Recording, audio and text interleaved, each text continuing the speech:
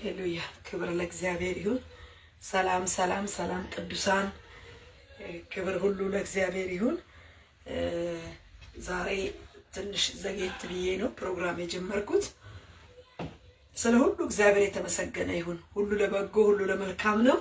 ይህን ፕሮግራም ይህን ጊዜ በጌታ በኢየሱስ ክርስቶስ ስም ስሙን ጠርተን በስሙ ኃይል ጀመረን። እንደ እግዚአብሔር ቃል በኢየሱስ ክርስቶስ ስም ፕሮግራማችንን በስሙ ኃይል ጀምረናል። ጌታን እንጠራለን፣ መንፈስ ቅዱስን እንጋብዛለን። አሁንም እሱን ዕውቅና እንሰጠዋለን፣ አስተማሪያችንን እንሾማለን። ክብር ለእግዚአብሔር ይሁን። ከእግዚአብሔር ቃል አነብና የምናየውን ክፍል ነው የማነበው። እህቴ ሙሽራ የተቆለፈ ገነት የተዘጋ ምንጭ፣ በጌታ በኢየሱስ ስም አነባለሁ። እህቴ ሙሽራ የተቆለፈ ገነት የተዘጋ ምንጭ የታተመን ፈሳሽ ናት። የታተመን ፈሳሽ ናት። እህቴ ሙሽራ የተቆለፈ ገነት የተዘጋ ምንጭ የታተመ ፈሳሽ ናት ይላልና እግዚአብሔር በዚህ ቃል እንዲገልጥ እንዲያስተምረን በኢየሱስ ክርስቶስ ስም ስሙን ደግመን ጠራን። ደግመን በዚህ ፕሮግራም የዚህን ቃል ባለቤት ጸሐፊ ዋናውን ጌታ መንፈስ ቅዱስን ዕውቅና ሰጠን። ጌታ መንፈስ ቅዱስ በጌታ በኢየሱስ ክርስቶስ ስምና ስልጣን ማርዳል ባልጀክሪ ቪጂገን ሚጋንዶ ሪግላዶ ሴንትራሞ ጀክሪቭላዶኒ ሚሲክራጄኒያ ኢየሱስ ክርስቶስ ጌታ ነው፣ ያድናል።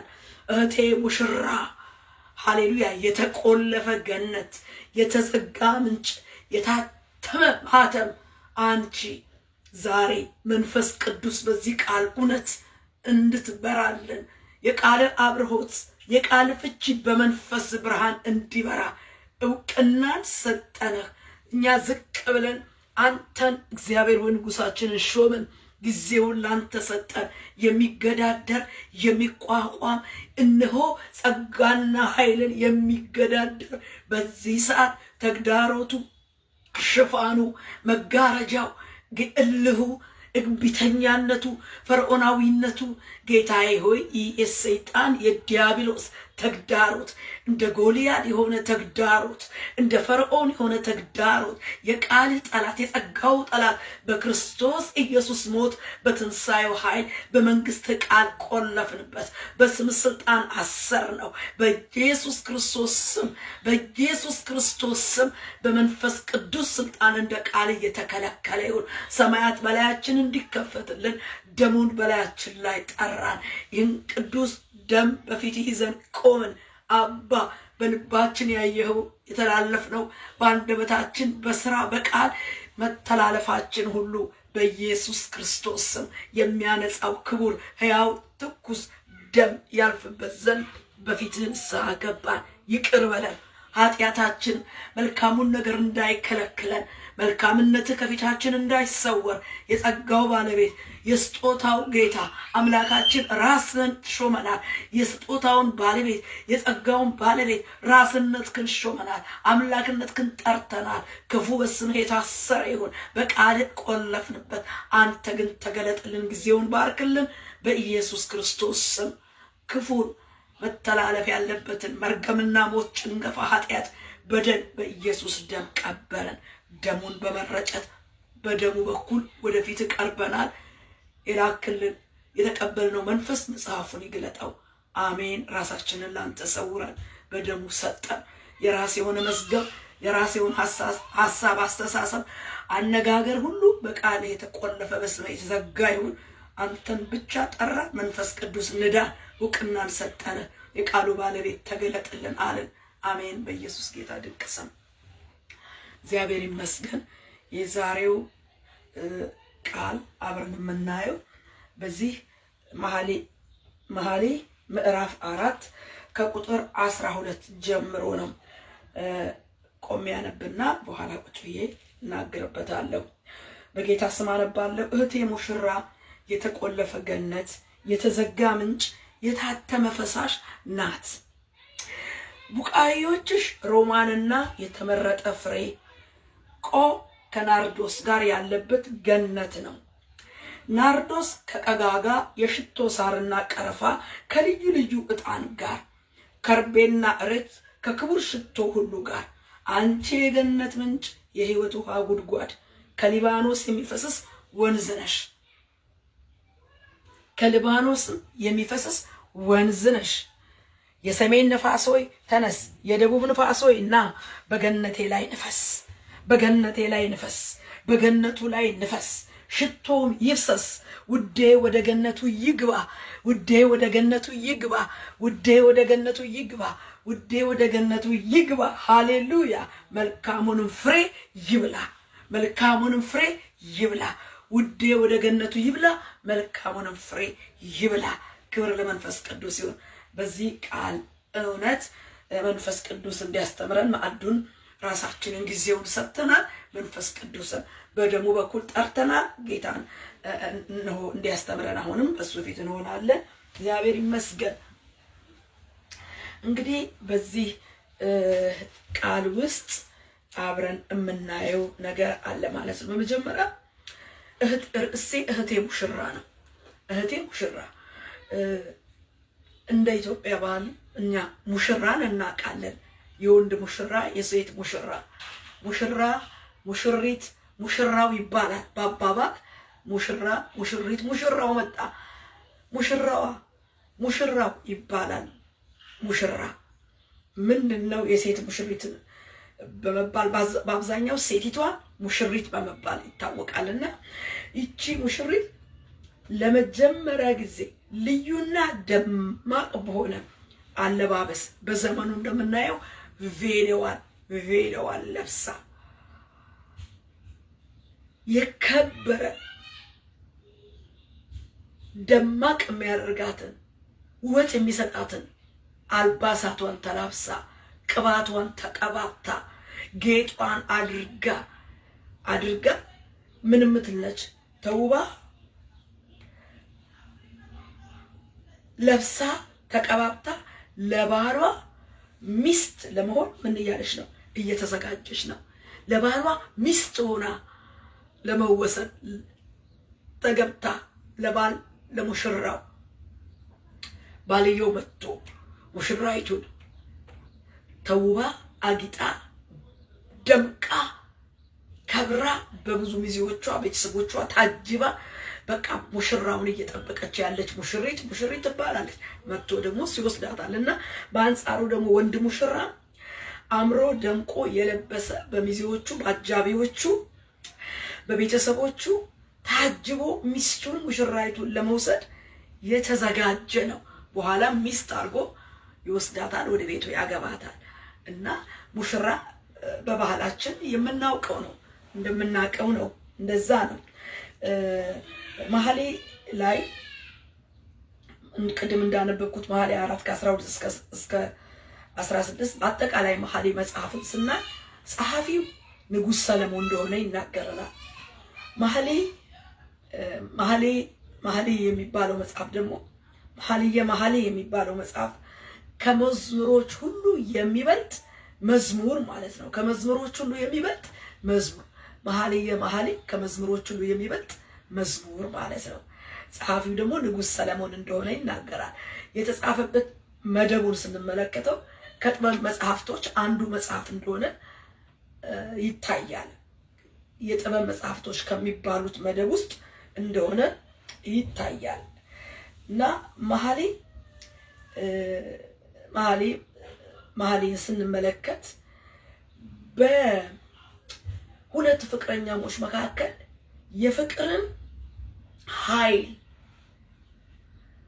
የፍቅርን ኃይለኛ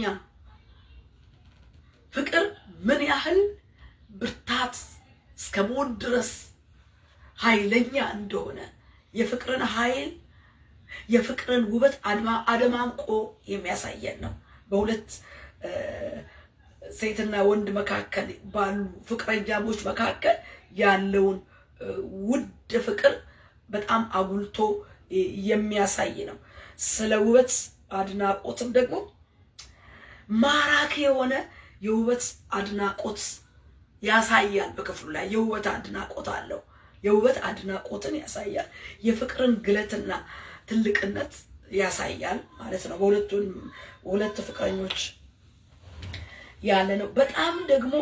በጣም ደግሞ የሚስብ ስበት ያለው የሚያውድ አፍንጫ ውስጥ የሚገባ ደግሞ ጠረን ያለው ሽቶና ሽታ መዓዛ ያለው ነገር እንደሆነ በፍቅር መካከል መልካም ጠረን መልካም ሽታ ያለውንም እንደሆነ ያሳያል። እና ውዴ የኔ ነው እኔም የሱ ነኝ እያለች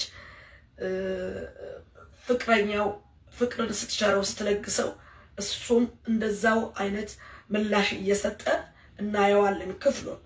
ዛሬ ስለ ፍቅሩ እና ስለ ፍቅሩ ግለት ከፍታና ዝቅታውን ሳይሆን የምናየው ስለ ማራኪ ጠረን ስለ ገነቱ ውስጥ ስላሉት ፍሬና ሽታ ለማየት እንሞክራለን። ፍቅሩ አጠቃላይ መጽሐፉን ስናየው እንዳልኳችሁ በሁለት ፍቅረኞች መካከል ያለ የፍቅር ግለት የፍቅርን ኃይል ያሳየናል። የፍቅርን የውበትን አድናቆት ያሳየናል።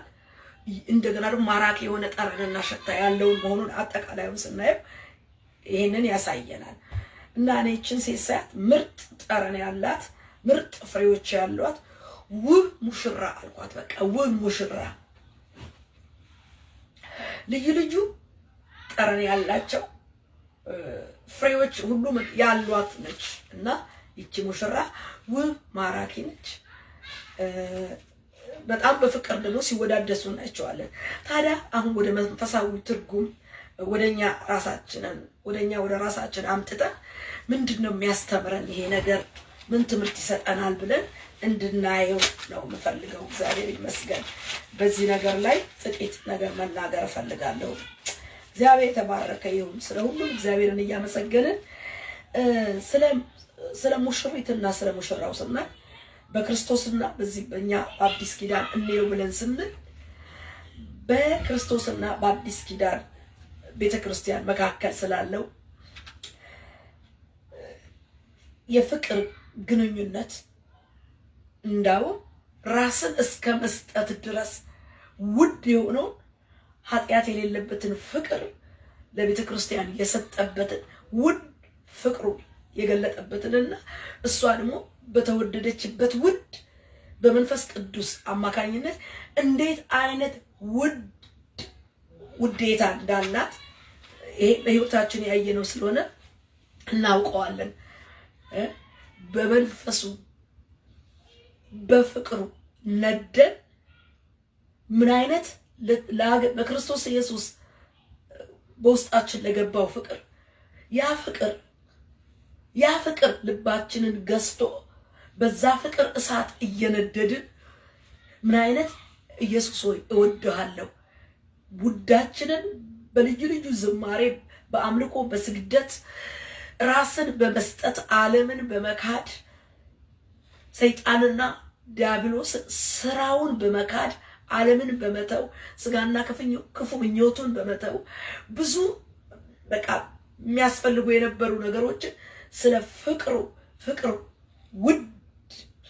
ገዝቶን ሁሉን ትተን ከእርሱ ጋር የተጣበቅንበትና ያለንበትን ፍቅር ያሳያል። በአጠቃላይ የቤተ ክርስቲያንንና የክርስቶስን የፍቅር ግንኙነት እንድናይና በዛ እንደ ገነቴ እንዳላት ይቺ የተወደደች ገነት የተቆለፈች ገነት እህቴ ሙሽራ የተቆለፈ ገነት ይላታል። የተቆለፈ ገነት ሙሽራው ገነቱ ነችና በዚህ ገነት ውስጥ ምንድነው ያለው?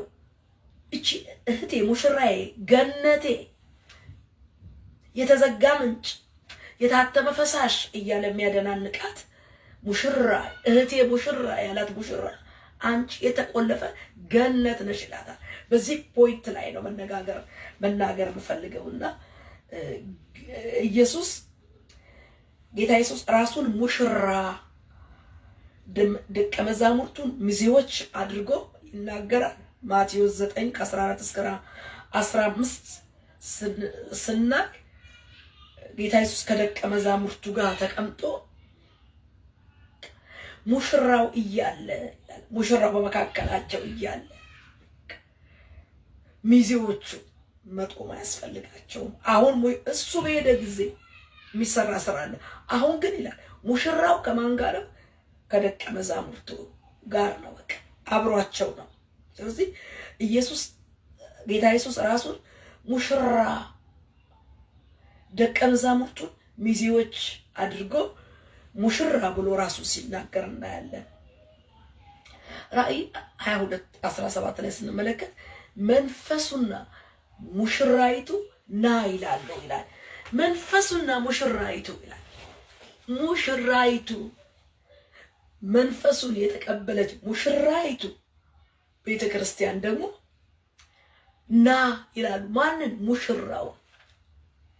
ሙሽራው እና እንደ ሙሽራና እንደ ሙሽሪት ቤተክርስቲያንና ክርስቶስን በተከፈለው ዋጋና በውድ ነፍሱ በገዛና ፍቅሩን በገለጠበት በመስቀሉ ስራው ውድ ፍቅሩን እስከ ነፍስ ኃጢአት የሌለበትን ነፍሱን መስዋዕት አድርጎ በማቅረብ ለኛ የከፈለውና እኛን የወደደበትን ፍቅሩን እስከ ጥግስና እስከ ሞት ድረስ ነው የወደደ። ነፍሱን አሳልፎ ከመስጠት ከዚህ የሚበልጥ ፍቅር ምን አለ ይላል። ነፍሱን አሳልፎ ይሄ ማለት ፍቅር ምን ያህል እግዚአብሔር ፍቅር ነው ይላል።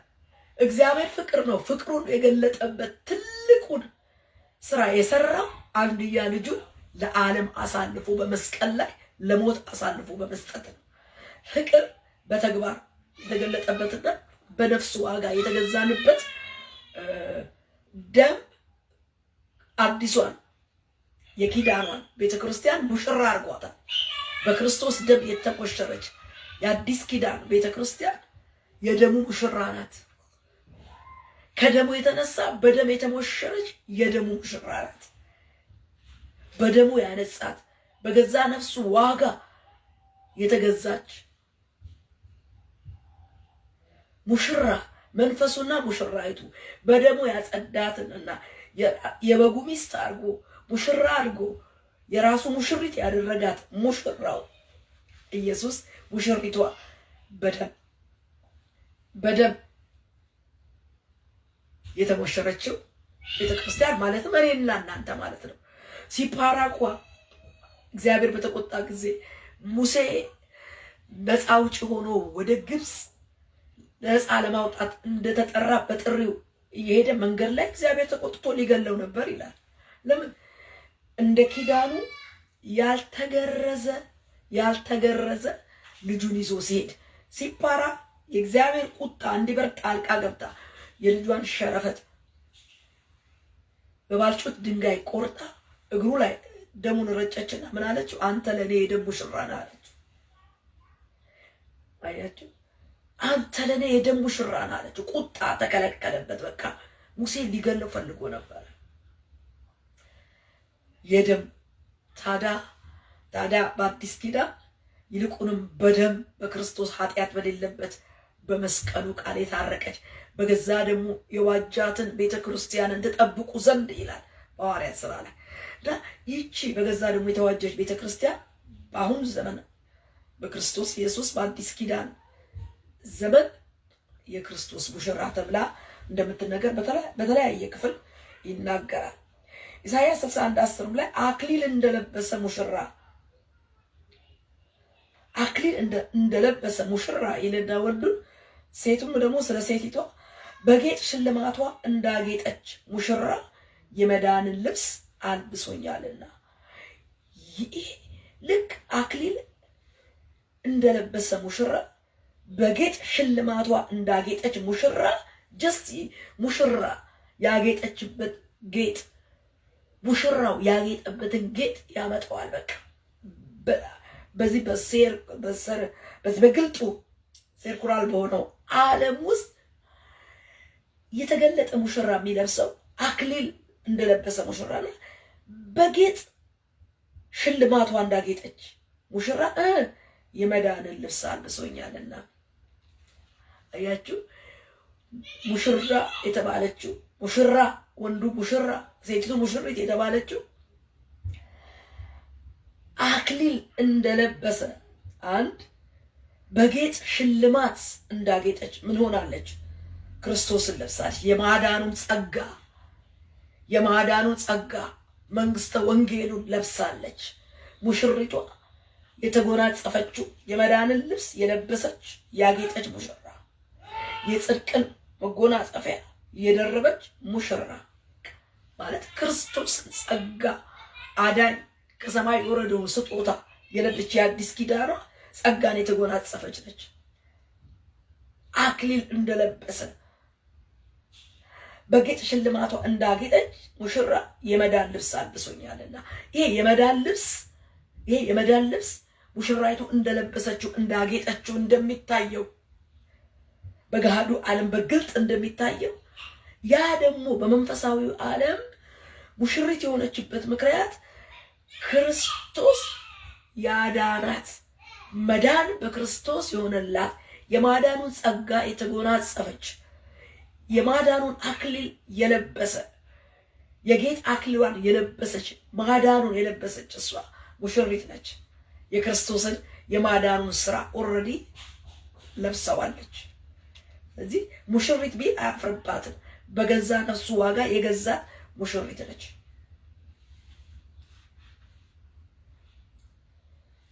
የክርስቶስን የማዳኑን ጸጋ የወንጌሉን ቃል የተቀበለች በክርስቶስ ጽድቅ የጸደቀች የደሙን ስርየት በአዲስ ኪዳን ያገኘች የኃጢአትን ይቅርታ የተቀበለች ደሙ ያጸድቃልና በገዛ ደሙ የዋጃት የአዲስ ኪዳን ቅድስት ቤተክርስቲያን የሙሽራው ወይም የበጉ ሙሽሪት ናት። የሙሽራው ወይም የበጉ ሙሽሪት ናት። ከደሙ የተነሳ ከመጎናጸፊያው ከለበሰችው ጸጋ የተነሳ ከእግዚአብሔር ዘንድ ምሕረትንና እርቅን ከተቀበለችበት ኪዳን የተነሳ ሙሽሪት በመጨረሻም በጉ ሙሽራው ሙሽሪትን ጠቅልሎ እንደሚወስድ የመንግስቱ ዜጎች እንደሆነ የአዲስ ኪዳን አማኞች ሙሽሪት እንደሆነ እግዚአብሔር ቃል ይናገራል። ስለዚህ እዚህ መኃልየ ላይ ስንመለከት ምዕራፍ 1 ምዕራፍ 2 ምዕራፍ 3 በጣም በኃይለኛ የፍቅር መግለጫ ማራኪና መስህብ ባለው የፍቅር ቃል የተነጋገሩበትን ያሳያል። በቃ ምዕራፍ 1 ውዴ የኔ ነው እርሱም ውዴ የኔ ነው ውዴ የኔ ነው እኔም የእርሱ ነኝ እያለች እሱም ምላሽ እየሰጠ በጣም እነኚህን ምዕራፎች በፍቅር የተነጋገሩበትን ክፍል እናያለን። እኔ ግን ዛሬ ትኩረት የምሰጠው ሙሽራው በሙሽራይቱ ውስጥ ያለውን በአድናቆት የገለጠውን ነው። ማለት አንደኛ ከምዕራፍ 4:12 ምን ይላታል? እህቴ ሙሽራ የተቆለፈ ገነት ይላታል። እንግዲህ ሙሽራው እህቴ ሙሽራ ለሴቲቱ ሙሽራ ለወንዱም ያገለግላል እና እቺ ሙሽራ የሚላትን ስለ ሙሽራና ስለ ሙሽሪት ትንሽ ለማሳየት ሞክሬያለሁ። እንደገና በአዲስ ኪዳን ደግሞ ሙሽሪት የምትባለው ቤተክርስቲያን እንደሆነች ከደሙ የተነሳ ሙሽራው ጌታ ኢየሱስ እንደሆነ ራሱን ሙሽራ አድርጎ በደቀ መዛሙርቱ መካከል እንደተናገረ መጽሐፍ ቅዱስ አስረግጦ ይነግረናል። እና አሁን እሱ እህቴ ሙሽራ የተቆለፈ ገነት የሚለውን ጥቂት መናገር ነው የምፈልገውና ይሄ እህቴ ሙሽራ የተቆለፈ ገነት ገነት በቃ የተቆለፈ ገነት ምንን ይዟል? ገነት ማለት ምንድን ነው? ገነት ማንን ይዟል? ይሄ አስደናቂ ብዙ ነገር የታጨቀበት በጥቂት ቃል ግን የተነገረ በተመረጠ በጥቂት ቃል የተነገረ ንግግር ነው፣ ግን ብዙ ነገር የታጨቀበት ነውና ሙሽራይቱ ገነቴ አንቺ እህቴ ሙሽራ የተቆለፈ ገነቴ ሲላት ትዝ የሚለን ገና በዘፍጥረት የኤደንን ገነትን ትዝ ይለናል። በኤደን ገነት እግዚአብሔር አዳምና ሔዋንን ፈጥሮ ለአይን ደስ በሚል በሚማርክ ደስ በሚያሰኝ ማለት ነው አይንን ብዙ ካለርፉል የሆኑ አበባዎች፣ ዛፎች ለአይን ደስ የሚያሰኙ እርካታን የሚሰጡ ለመብል ደግሞ መልካም የሆኑ ዛፎች፣ መብሎች፣ ፍሬዎች የሞሉባት የህይወትም ደግሞ ዛፍ የነበረባት ነው። ስለ ገነት ስናስብ ለአይን ደስ የሚያሰኝ ለመብላት መልካም የሆኑ ዛፎች ያሉባት ለስጋም ሰውነት ለመብልም ደግሞ ሰው እርካታን ይፈልጋል። ለዚህ ነው መዝናናት የሚፈልገው። ጥሩ ቢያዝናና ስፍራ ሄዶ ቫኬሽን የሚወጣው ለመዝናናት ነው። ገነት የትም ቫኬሽን መውጣት አያስፈልግም። ራሱ ገነት ውስጥ እርካታ እንጆይ የምታደርግበት ስፍራ ነው። ለሰውነት ለእይታ ለመብል ደግሞ ውስጥ ለሚገባው ደግሞ መልካም ነገር ያለበት ነው። ገነት ሁለተኛ ስናይ የህይወት ዛፍ የነበረበት ነው። ስለ ኤደን ገነት አንቺ የተቆለፈ ገነቴ ሲል ገነትን ትዝ ያስብለናል። ገነቴ ሲላል በገነት ማን ነው ገነት? መጽሐፍ ቅዱስ ስለ ገነት ምንድን ነው የሚለው? ስለ ኤደን ገነት በተለይ ፍጥረትን ፈጥሮ ሁሉን ከፈጠረ በኋላ በመጨረሻ ሰውን ፈጥሮ ብዙ ተባዙ ምድርን ሙላት ግዟትን ብሎ ስልጣን ከሰጠ በኋላ ገነት ውስጥ ያበጃጃት ዘንድ ይጠብቃት ዘንድ ህይወት ባላት ህይወት ዛፍ ባላት ገነት ውስጥ ወስዶ ያስቀመጣቸውና የህይወትን ዛፍ ነበረበት ልላችሁ ነው። ሌላው ፈሳሽ ወንዝ ገነትን የሚያጠጣ የነበረበት ለአራት ክፍሎች ለጤግሮስ፣ ለኤፍራጥስ፣ ለጊዮን ለነኛ ለአራቱን ወንዞች የሚያጠጣ ፈሳሽ ውሃ የነበረባት ፈሳሽ ውሃ ወንዝ የሆነ ፈሳሽ ግን ለአራት ማዕዘን ወንዙ በአራት ማዕዘን ወንዝ ሆኖ የተለቀቀ ጊዮን፣ ፌዞን፣ ኤፍራጥስ፣ ጤግሮስ እነኚህ ወንዞች ይባላሉ። ከየት መነሻቸው? ከገነት የሚወጣ ፈሳሽ የነበረበት ነው። ገነት እግዚአብሔርና ሰው በቀጥታ ሴሌብሬት የሚያደርጉበት፣ በቀጥታ የሚገናኙበት፣ ህብረት የሚያደርጉበት፣ ምንም ግርዶሽ የሌለበት፣ ያለ ምንም ግርዶሽ ሰውና እግዚአብሔር በቀጥታ አምልኮ የሚያደርጉበት፣ ህብረት የሚያደርጉበት። ከውድቀት በፊት እንዲህ አይነት ቀጥተኛ ሰው ከእግዚአብሔር ጋር ቀጥተኛ የሆነ ግንኙነት ነበረ። ምንም እጋረጃ፣ ምንም ግርዶሽ የሌለው ቀጥተኛ የሆነ ከአምላኩ ጋር ህብረት ያለው ግንኙነት ያለው ነበረ። በዛ በገነት ውስጥ ያለው እንዲህ አይነት የህብረት ግንኙነት ያለበት ነው። ስለ ገነት ስናስብ ደግሞ አሁን እንደዚህ ይላል። ጌታ በመስቀል ላይ ሆኖ ያንን ወንጀለኛ ምን አለ? እውነት እውነት እልሃለሁ ዛሬ በገነት ከኔ ጋር ትሆናለህ አለ። ዛሬ በገነት ከኔ ጋር ትሆናለህ።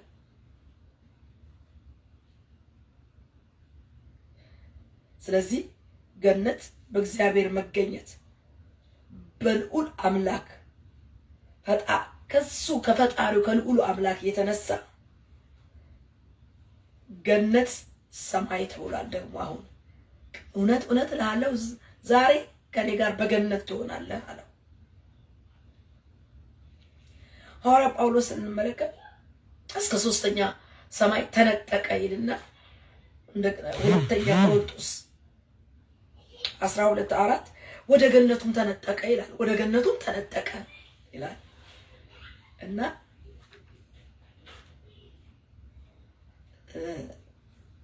ይሄንንም አይነት እግዚአብሔር የሚገኝበት አጠቃላይ ይሄ ምንድነው? እግዚአብሔር የሚገኝበት መሆኑን ያመለክታል ማለት ነው። እግዚአብሔር የሚገኝበት ከኔ ጋር ትሆናለህ ሲለው እሱ የሚገኝበት ስፍራ ያ ዛፍ የህይወት ዛፍ በገነት እንደነበረ ዛሬ በገነት ያለው ህይወት ነው። ህይወት ደግሞ ራሱ እግዚአብሔር ነው፣ ልጁ ክርስቶስ ነው። እና ገነት ይሄንን ይመስላል፣ በጥቂቱ ይሄንን ይመስላል። እና አጠቃላይ ይሄን ገነት ስንመለከት የእግዚአብሔርን ዘላለማዊ አብሮነት ህልውናውን ሰውና እግዚአብሔር ለዘላለም አብሮነት ህልውና ነበር በገነት እንዲኖር የተፈቀደው። በአዳም ውድቀት ምክንያት ነው ሰው ከገነቱ የወጣ ማለት ነው። እና እንደገና ሰው ደግሞ በአዲስ ኪዳን ባጭሩ ወደ ገነቱ ተመልሷል። ስለዚህ እግዚአብሔር ወደሚገኝበት ዘላለማዊ ደህንነት እና ወደ እግዚአብሔር ዘላለማዊ ህይወትና ከእግዚአብሔር ጋር አብሮነት በሚገኝበት መገኘት የሚቻለው ደግሞ ዛሬ በክርስቶስ ኢየሱስ ህይወት ባለው ህይወት በሚሰጥ ህይወት ባለው ዘላለማዊ ድነት ባለው እግዚአብሔር በላከው በልጁ በኢየሱስ ክርስቶስ በማመን እዚህ ገነት ማለት እግዚአብሔር መገኛ ውስጥ ሰው መገኘት ይችላል። እህቴ ሙሽራ የተቆለፈ ገነት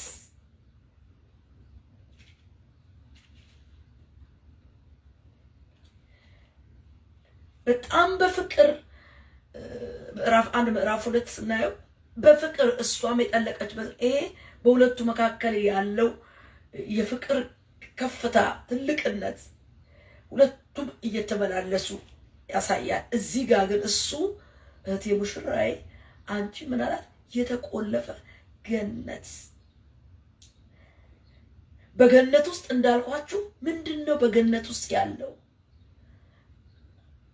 አዳምና ሔዋን የተቀመጡበት የነበረው ገነት ምንን ያመለክታል? ዛሬ በእውነት ከኔ ጋር በገነት ትሆናለህ ሲል ምንን ያመለክታል? ዘላለማዊ ህይወትና ድነት ያለበት ነገር ምንን ያመለክታል? ከእግዚአብሔር ጋር አብሮነትን፣ ዘላለማዊ ደህንነትን ያመለክታል። ያ ደግሞ ዘላለማዊ ረፍት፣ ዘላለማዊ ደስታ፣ ዘላለማዊ ሰላም አለው ማለት ነው። በጣም በጣም በክርስቶስ ኢየሱስ ሞት እስከ ሞት ድረስ ነፍሱን በሰጠበት ህይወት የተወደደች ሙሽራ ገነቱ ማለት ክርስቶስ የሚገኝበት እግዚአብሔር የሚገኝበት ገነት ውስጥ ነው ያለችው። ገነት ውስጥ ነው ያለችው ወገኖቼ፣ ገነት ውስጥ ነው ቤተክርስቲያን ያለችው። ገነቱ የእግዚአብሔር አብሮ ህልውናው መገኘት ነው። የእግዚአብሔር አብሮነትና በውስጥ የሚሰጠው ሰላም፣ ረፍት፣ ከእግዚአብሔር ጋር ያለው ህብረትና ግንኙነትን ያሳያል። ከእግዚአብሔር ጋር ያለው ቀጥተኛ የሆነ ግንኙነት በክርስቶስ ኢየሱስ አዳም ወድቆ ከገነት ወጥቶ የሰው ልጅ እግዚአብሔርና ሰው መጋረጃ ነበረው፣ ጠብ ነበረው፣ ግርግዳ ነበረ፣ ኃጢአት ከልክሎት ነበረ፣ መርገምና ሞት ነበረ። ያንን መርገምና ሞት ያንን ኃጢአት እግዚአብሔር በልጁ በኢየሱስ ክርስቶስ በደሙ ስርየት ካስወገደው በኋላ ሰው ወደ ገነቱ በክርስቶስ ኢየሱስ ህይወት ወዳለበት አብሮነት ከእግዚአብሔር ጋር አብሮነት ወዳለበት ህይወት ገብቷል ማለት ነው። ገብቷል። ይሄ ገነት የተቆለፈ ገነት ይላታል። ገነት ውስጥ ምንድን ነው ያለው? እኛ ስናየው ከጌታ መገኘት አብሮነት ጋር ስናየው የዘላለም ህይወት ካለበት ጋር በገነት ያኔ የህይወት ዛፍ ነበረ።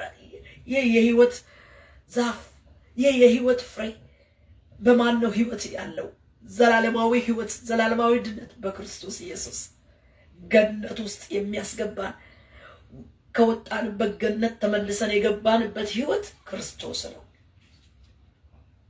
ክርስቶስ ነው። ታዲያ ይሄ ህይወት ምን አይነት ደስታ፣ ምን አይነት ፍቅር ከሱ ያገኘነው ፍቅር እኛም ዛሬ ልክ እንደነኚህ ሁለቱ ፍቅራሞች ፍቅርን በግለት በኃይል እንደተመላለሱ እኛ አልወደድነው። ቀድሞ የወደደን እሱ ነው። ውድ ነፍሱን በመስጠት በዋጋ በነፍሱ ዋጋ ገዛን፣ ወደደን፣ ፍቅሩን ገለጠልን። ያ ፍቅር ወደ ውስጣችን ሲገባ ስጋዊ ባልሆነ የእግዚአብሔር መንግስት ይላል ጽድቅና ሰላም በመንፈስ ቅዱስ የሆነ ደስታ ናት እንጂ መብልና መጠጥ አይደለችም ይላል። አይደለችም። የእግዚአብሔር መንግስት ዛሬ በእውነት ከኔ ጋር በገነት ትሆናለህ የተባለው ከሱ ጋር አብሮነት፣ የዘላለም ሕይወት፣ የዘላለም ደህንነት፣ የእግዚአብሔር መንግስት በመብልና በስጋ መጠጥ አይደለም። ውድ ነፍሱን በሰጠበት ከእግዚአብሔር ጋር ጠቡና ግድግዳው በደሉና ኃጢአቱ ስርየት ከተገኘ በኋላ ያ በመንፈስ ቅዱስ ደስታ፣ በመንፈስ ቅዱስ ሐሴት ውስጣችን አለው ማለት ነው። በዚህ የገነቱ ደስታ በአጠቃላይ በመንፈስ ቅዱስ ነው። ከዛ የተነሳ ልብ በመንፈስ ቅዱስ ፍቅር ሲነካ ክርስቶስ ፍቅሩን በሰጠበት ራሱን በሰጠበት ፍቅር ሰው ሲነካ በገነት እንዳለው ከሱ ጋር እንዳለው አብሮነትና እርካታ ሰው እርካታ አለው። ሰው ሰላም አለው። ሰው ሰላም አለው። በዚህ ገነት ውስጥ ያለው የፍቅር አንድነትና ህብረት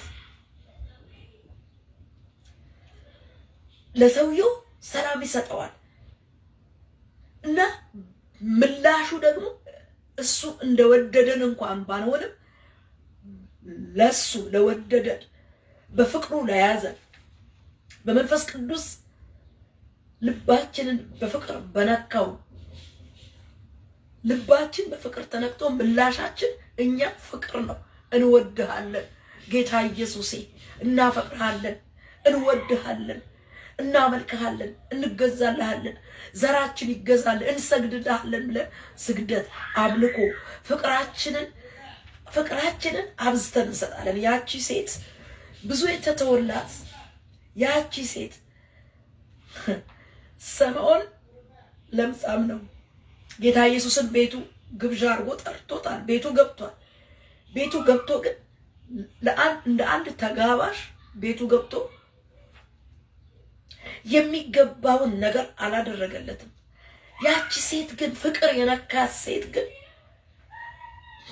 በውድ ዋጋ የተገዛ የአልባስጥሮስ የሽቶ ብልቃጥ ውድ ነው። የአልባስጥሮስ የሽቶ ብልቃጥ ሽቶ ውድ ነው። የሽቶውን ብልቃጥ ሰብራ አፈሰሰችው ራሱ ላይ። ከዛ በእንባዋ እግሩን እያጠበች በፀጉሯ እየዳሰሰች ፍቅሯን ትገልጥ ነበረ። ውድ ነገሯን እሷን በመስጠት ፍቅሯን ለጌታዋ ትገልጥ ነበር። በጣም ገርሞታል ጌታ።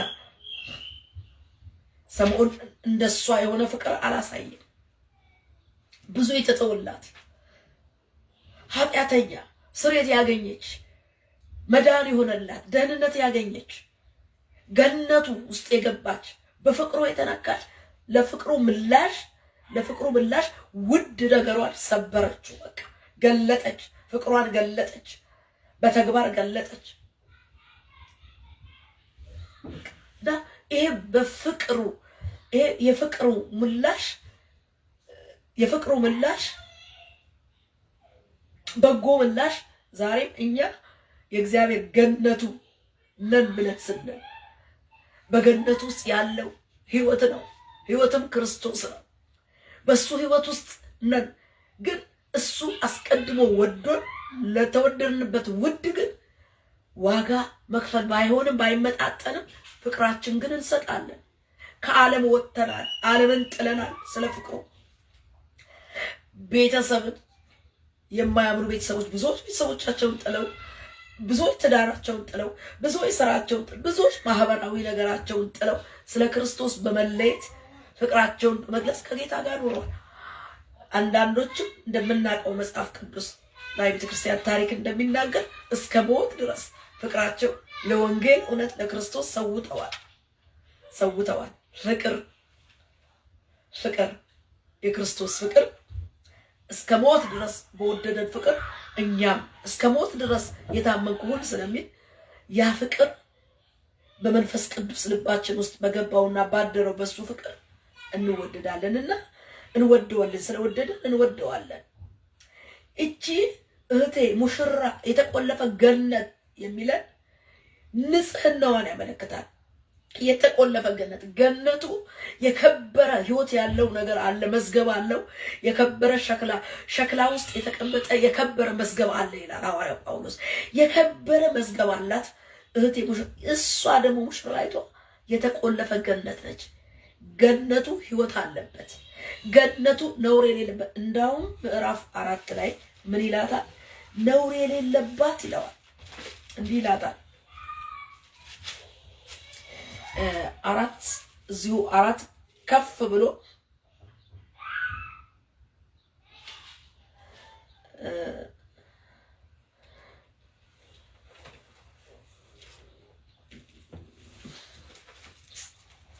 እግዚአብሔር ይመስገን። ዝማሬ 4 ወዳጄ ሆይ ይላታል። 4:7 ወዳጄ ሆይ ሁለንተናሽ ውብ ነው፣ ነውርም እስማም የለብሽም። እግዚአብሔር ይመስገን። ይህቺ የተቆለፈ ገነት ሙሽራይቱ ነውር የሌለባት ሙሽራ ውብ የሆነች ሙሽራ እንደሆነች ፍቅረኛዋ ይነግራታል። ውብ የሆነች ነውር የሌለባት ወዳጅ ነች። ነውር የሌለባት ሙሽራ ነች።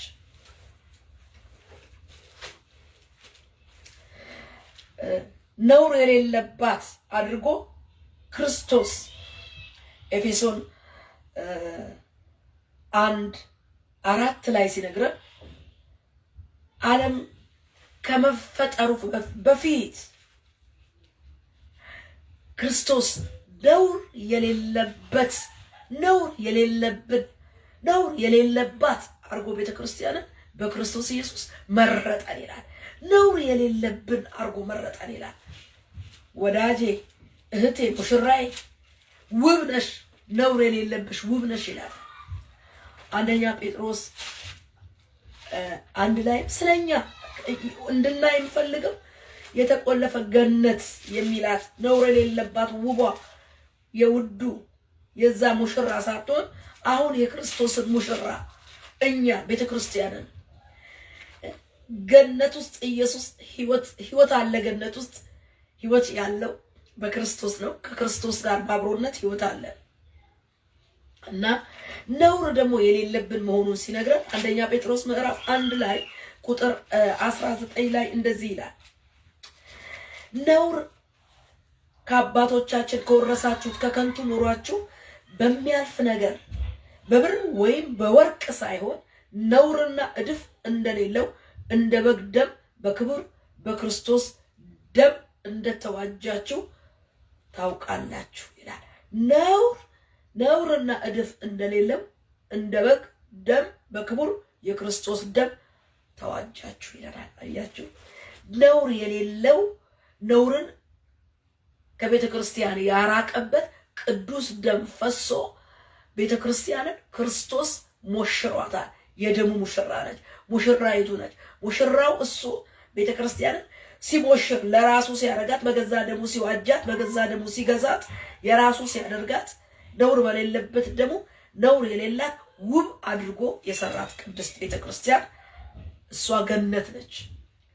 ህይወት ስላላት ነውር ስለሌለ ውብ ስለሆነች እሷ ገነት ነች። እውነተኛይቱ ቤተ ክርስቲያን እውነተኛይቱ በደሙ የተዋጀች የኃጢአት ይቅርታ የተቀበለች በክርስቶስ ተመልሳ ወደ ገነቱ ገብታ ከእግዚአብሔር ጋር እሱ ህይወት የሚሰጥ ከህይወት ሰጪው ጋር የህይወት ብርሃን ይበራላት፣ የደሙ ብርሃን ይበራላት፣ የቃሉ ብርሃን ይበራላት፣ ከሞት ወደ ህይወት የተሻገረችው ህይወት ባለው መንግስት ውስጥ ያለችው ቅዱስ ቤተክርስቲያን ማለትም አማኞች እውነተኛ አማኝ ገነት ውስጥ ነው ያለው። ተመልሷል፣ ገነት ውስጥ ገብቷል። ከገነት ወጥቶ አልቀረም። እባቡ አስቶ ከገነት አውጥቶ ነበር። እባቡን ደግሞ ክርስቶስ ቀጥቅጦ ሰውን ወደ ገነቱ መልሶ ከእግዚአብሔር ጋር ህብረት እንዲያደርግ ፈቅዷል። ክብር ለእግዚአብሔር ይሁን እና አንቺ እህቴ የተቆለፈ ገነት ይላታል እና ነውር የሌለብሽ ውብ ይሆንሽ እና በዛ ውበትሽ ደግሞ እና ውስጥሽ ባለው ህይወት ውስጥሽ ያለው ነገር እንዳለ ይዘቱን እንዲጠብቅ እንዳለ እንዲቆይ ምን ሆኗል? ተሰውሯል፣ ተከልሏል። ገነቱ የተጠበቀ ገነቱ የተቆለፈ ነው። ስለዚህ ነው የተቆለፈ ገነት የኔ ውብ ሙሽራ የተቆለፈ ገነት ነች። ለምን? ወደ እሷ ገብቶ የሚያረክሳት የለም። ተከልላለች፣ ተቆልፋለች፣ የተጠበቀች ነች። የታጠረች፣ የተቆለፈች፣ የተጠበቀች ገነት ናት። እንደዚህ ነች፣ ገነት ነች። አሁን ዛሬ አሁን ያለች እንዳልኳችሁ በደም ክርስቶስ የተቆሸረች ወደ እግዚአብሔር ሕይወት ወዳለው ህብረት መጋረጃው ተቀዶላት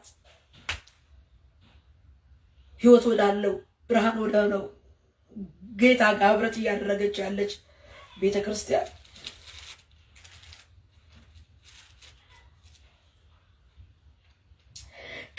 በክርስቶስ ኢየሱስ የጸደቀች ክርስቶስ መጥቶ እስኪነጥቃት ድረስ ይዘቷ፣ ህይወቷ፣ ገነቷ የተጠበቀና የተቆለፈ ነው። መጋረጃ አለው። የተቆለፈ ገነት በእግዚአብሔር ኪዳን ጥበቃ፣ በደም ጥበቃ፣ በመንፈስ ጥበቃ አጥር ያላት ነች፣ ቅጥር ያላት ነች።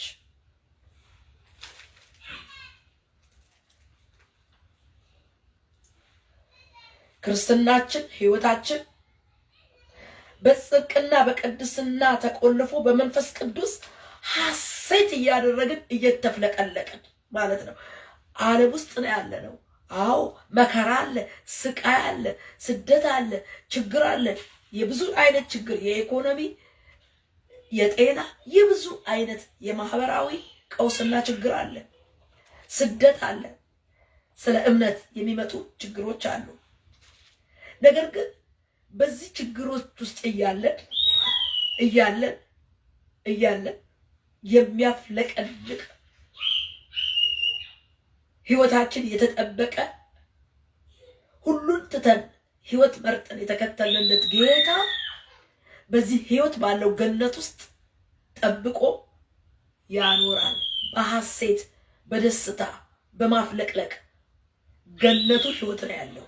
ገነቱ ብዙ ነገሮች አሉት፣ እናየዋለን። ክብር ለእግዚአብሔር ይሁን።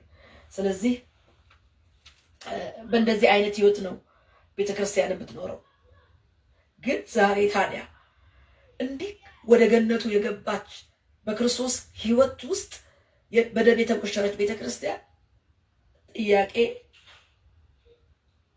በእውነት በቅጥሩ ማለት በቃሉ ቅጥር ውስጥ በደሙ ቅጥር ውስጥ ፈቃዷን ሰጥታ ነፍሱን ሰጥቶ ህይወት ከሆነላት ጌታ ጋር እቅጥሩ ውስጥ ነች ወይ? አጥሩ ውስጥ ነች ወይ? ነው ቅጥሯን ከፍታ በሯን ከፍታ ባዕዳንን እያስተናገደች ነው ወይ ያለችው? አንድ ጊዜ የእስራኤልን ህዝብ በብሉይ ኪዳን ስንመለከተው አጥሩ የግንቦቹ በእሳት ተቃጥለው ይላል። አጥሩ ፈርሶ ነህምያ በምርኮ እያለ የኢየሩሳሌም ቅጥር እንደፈረሰ በሮቿ በእሳት እንደተቃጠሉ በሰማ ጊዜ እጅግ አለቀሰ። ተቀምጦ አያሌ ቀን አዘነ። ከዛ ወደ ሰማይ አምላክ ይጸልይ ነበር፣ ይጾም ነበር። ከዛ እሱ በምርኮ ቢሆን ሞገስ ያለው ምርኮኛ ነው። ጥሩ ንጉስ ቤት ጠጅ አሳላፊ ነበር። ነገር ግን ከዛ በኋላ ከዛ ከምቹ ሁኔታ ወደ ቅጥሩ ወደ ፈረሰበት ቦታ ሄዶ ቅጥር እንዳደሰ እንመለከታለን። እና ዛሬ ይሄን የመሰለ ህይወት ዋጋ የተከፈለበት ህይወት ገነት ውስጥ ገብተን በገነቱ ውስጥ በተቆለፈ በተጠበቀ ጥብቅ በሆነ ሪሌሽን እና ኮኔክሽን ውስጥ ነን ወይ ያለ ነው? ለመንፈስ ቅዱስ ምቹ ሆነን በቃሉ ውስጥ ኖረን ታጥረን ተቀጥረን በዚህ ህይወት ገነት በሆነው ህይወት ውስጥ ክልል ውስጥ ነን ወይስ በራሳችን በር እየከፈትን መስኮት እየከፈትን የጠላትን የዓለምን ነገር እናስገባ ይሆን? ምን እናስገባ ይሆን ወገኖች? ምን ሁኔታዎችን እናስገባ ይሆን? ይሄ ቆም ብለን እንድንፈትሽ ያስፈልጋል። እህቴ ሙሽራ አንደኛ የተቆለፈ ገነት ነሽ ይላታል። በቃ ሁለተኛ ምን ይላል? የተዘጋ ምንጭ የታተመ ፈሳሽ ነሽ። የተዘጋ ምንጭ የታተመ ፈሳሽ፣ ምንጯ የተጠበቀ ነው። ምንጯ የሚረክስ አይደለም። ከምንጯ ከዋናው ምንጯ ጋር ተጣብቃ ምንጯ የተዘጋ ነው። የታተመ ምን ይላታል? ፈሳሽ። ተቃራኒ ነው የሚመስለው። የተዘጋ ምንጭ የታተመ ግን ፈሳሽ ነሽ ይላል። ይሄ ኩሬ አይደለሽም። በአንድ ቦታ የተከማቸ ኩሬ አይደለሽም። አንደኛ የተቆለፈ ገነት ነሽ። ህይወት አለብሽ። ከእግዚአብሔር ጋር በህይወት የምትኖሪ ህልውናው ያለሽ ነሽ። ሁለተኛ ደግሞ ምንጭሽ ይላታል። ምንጭሽ የተዘጋ ምንጭ የታተመ ፈሳሽ ነች ማለት ተዘግቶ ተከብሮ ታጥሮ የተቀመጠ ጥብቅ ህይወት፣ ለክርስቶስ የተለየ ማንነት። ይቺ ለባሏ ለፍቅረኛዋ በጣም ፍቅረኛዋ እያደነቃት ነው ያለው። ጥብቅ ነሽ፣ ለኔ ብቻ አላስቀናሽኝም። የታተመ ፈሳሽ ደግሞስ ምን ያልሸሽ? የተዘጋ ምንጭ ደግሞስ ገነት ውስጥ የተቆለፈ ገነት ነሽ ነው የሚላት። ወደኛ ስናመጣው ነው ወገኖች ልናየው የምንፈልገው፣ ወደኛ እያመጣን ነው። ሙሽራ የሚላት እቺ እዛ ላይ ያለችው ፍቅረኛውን ነው። እኛ ደግሞ ሙሽሪት የሚለን ሙሽራና ሙሽራ በኢየሱስና በቤተ ክርስቲያን ያለ ግንኙነት ነው። ይሄ ሙሽሪት ዝም ብሎ ጤኖሽ የተጣለለት ሙሽሪት አይደለም። ወርቅና እንቁ ቀሚስ ጨርቅ የተጣለለት ሙሽሪት አይደለም። ዋጋ ነፍስ የተከፈለለት ሙሽሪት ነው። የተሞሸረችው በደም ነው። የጨርቅ ጥሎሽ እንደተቀበለላት አይደለችም። እንደዛች እንደ ምድራዊቷ ሙሽራ አይደለችም። እንደ ምድራዊቷ ወንድ እንዳፈቀራት አይደለችም። እቺ ቤተ ክርስቲያን ሙሽርትነቷ ጥሎሿ ሙሽራው ባል የሆናት ክርስቶስ ራሱን ሰጥቶ ከነውር አላቆ ከዓለምና ከሰይጣን አፋቶ ከስጋና ከክፉ ምኞት ስጋና የክርስቶስ የሆኑት ስጋን ከክፉ ምኞቱና መሻቱ ጋር በመስቀል ላይ ሰቀሉ። በቀያን ሰቅሎልን ዲያብሎስን ረቶልን በሞትና በትንሳኤው ኃይል ህይወትን ሰጥቶ ከእግዚአብሔር ከአብ ጋር አስታርቆ ግርዶሹ ተቀዶ ቀጥተኛ ህይወት ያለው ግንኙነት ነው ያለን። ጣልቃ አማላጅ በማያስፈልገው፣ ጻድቃን ሰማዕታት በማያስፈልጉበት ቀጥተኛ የሆነ እግዚአብሔራዊ አምልኮ እንድናበል ሰተት ብለን እንድንገባ ህይወትን እንድናገኘው እንድንገናኘው አድርጎልናል ክርስቶስ። ይቺው መንፈሳዊ ሙሽራ ያቺ ለባሏ ተሙሽራ ከሰማይ የምትወርደው ይላታል ራእይ 21 ላይ ለባሏ እንደተሞሸረ ሙሽራ ከሰማይ የምትወርደዋ የተሞሸረችው ሙሽራ ያቺ በመጨረሻ የምትገለጠዋ ያቺ ክርስቶስ የሞተላት ቤተ ክርስቲያን ታተማ ምንጯ ዋንኛ ምንጯ ከሆነው ከክርስቶስ ጋር ተጣብቃ ተዘግታ ተቆልፋ ወገን የሱ ብቻ ከምንጩ ጋር ብቻ መጣ። የምንጩን ጡት እየጠቡ ከዋናው ምንጭ ጋር ታትሞና ተዘግቶ ከክርስቶስ ጋር መኖር፣ ሌላ ነገር ጣልቃ ሳያስገቡ ህይወት እሱ ነው። ዛሬ ብዙ ነገር ደባልና ዲቃላ የሆኑ ነገሮች እያስገባል።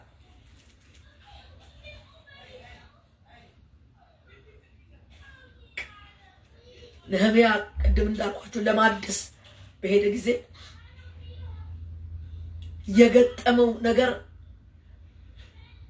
ጸጉር የሚያስነጭ ነበር። በአዳን ቤቱን ገብተው ተዋልደው ተጋብተው ተዋልደው ነበር። በቃ ቅልቅል ሆነው ድብልቅ ሆነው ነበር። ዛሬም እንደዛው ድብልቅ የሆነው የተዘጋ ህይወት፣ የተቆለፈ በእርሱ ብቻ የተጠበቀ ህይወት ሳይኖር ሲቀር ክፍት ለዓለም ክፍት ለስጋ ክፍት ለተለያዩ ነገሮች ክፍተት ስንሰጥ ገነት ውስጥ ያኔ እባብ እንደገባ ሔዋንን እንደሸነገለ ከገነት እንዳወጣ ዛሬም ብዙ የሚሸነግሉ እባብ ነኝ ሳይ ጣፋጭ ከረሜላ እየመሰለ ህይወትን እየበረበረ ህይወትን እየበዘበዘ ህይወት ካለው ከፍታ ካለው ገነት ከሆነ ከእግዚአብሔር ጓዳና ጉያ የሚያወጡ ብዙ ነገሮች አሉ። እንዳውም ኤልያስ እኮ ከጦቢያ ጋር ተወዳይቶ ጦቢያን ወዴት ነው ያስገባው? ወደ ታደሰው ወደ ተቀደሰው መቅደስ ውስጥ ጦቢያን ሲያስገባ እንመለከታለን። ጦቢያ ማለት ደግሞ የእግዚአብሔር የሥራው ተቃዋሚ ነህምያ ቅጥሩን የፈረሰውን አጥር ለመስራት ለተሐድሶ በተነሳ ጊዜ እንኳን የሚቃወም ነበር። እሱ ተቃዋሚው ዋንኛ ሆኖ በቤቱ ውስጥ ተቀምጧል። ለምን? በሩ ክፍት ሆኖ ስለገባ ኤልያሴም ፈቃደኛ ሆኖ አስገባው። ገባ ውስጥ ያ አጥሯ የፈረሰባት በእውነት አጥሯ የፈረሰባት አጥሯ ስለፈረሰ አውሬ ተሰማራባት ይላል። በቃ ወደቀች፣ አጥሯ ፈረሰ፣ አውሬው ተሰማራባት ይላል። ማን አውሬ ብሎ እንደሚለው የወረራትን ወራሪያን ባዕዳን ወራሪያንን ነው ተሰማራባት አውሬ ወረሳት የሚለው። ዛሬ ገነታችን የተቆለፈ ነው። ቤተክርስቲያን እኔና እናንተ እንደግል እንደ ማህበር እንደ ቤተክርስቲያን የተቆለፈ ገነት፣ የተዘጋ ምንጭ፣ የታተመ እውነት ነው። በመንፈስ የታተመ ህይወት ነው ያለን። መንፈስ ቅዱስ እኮ አትሞናል። ግን መንፈሱን እያሳዘንን እያጎሳቆልን በር እየከፈትን ለጠላትና ለዓለም ሲስተም እንደ ጦቢያ የገቡ ነገሮች ይኖር ይሆን? ለምን? በሩ ስለተዘጋ፣ አውሬው እዛ ጋር ስለተሰማራባት፣ አጥሯ ፈርሶ ቅጥሯ ወድቆ በሮቿ በሳት ተቃጥለው የገቡ ነገሮች ነበሩ። ዛሬ የተቆለፈ ገነት ወይስ ገነታችንን ክፍት አድርገን የሚገቡ ነገሮች ይኖሩ ይሆን? አይደለም። እግዚአብሔር ያውቃል። ሙሽራይቱ ቤተክርስቲያን ከዋናው ጌታ ከሞሸራት ጋር መንፈሱን ልኮ ካተማት ጌታ ጋር የተጣበቀና የጠበቀ ግንኙነት የተቆለፈ ህብረትና ህይወት ሊኖራት ይገባል።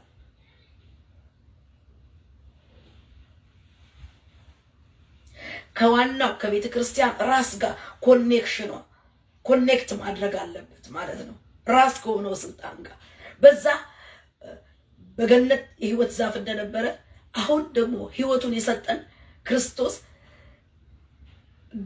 ገነት የሚያስብለው በሱ ህይወት በሱ ፕሬዘንስ በሱ አብሮነት መስመር ውስጥ ገብተን ስንገኝ ነው።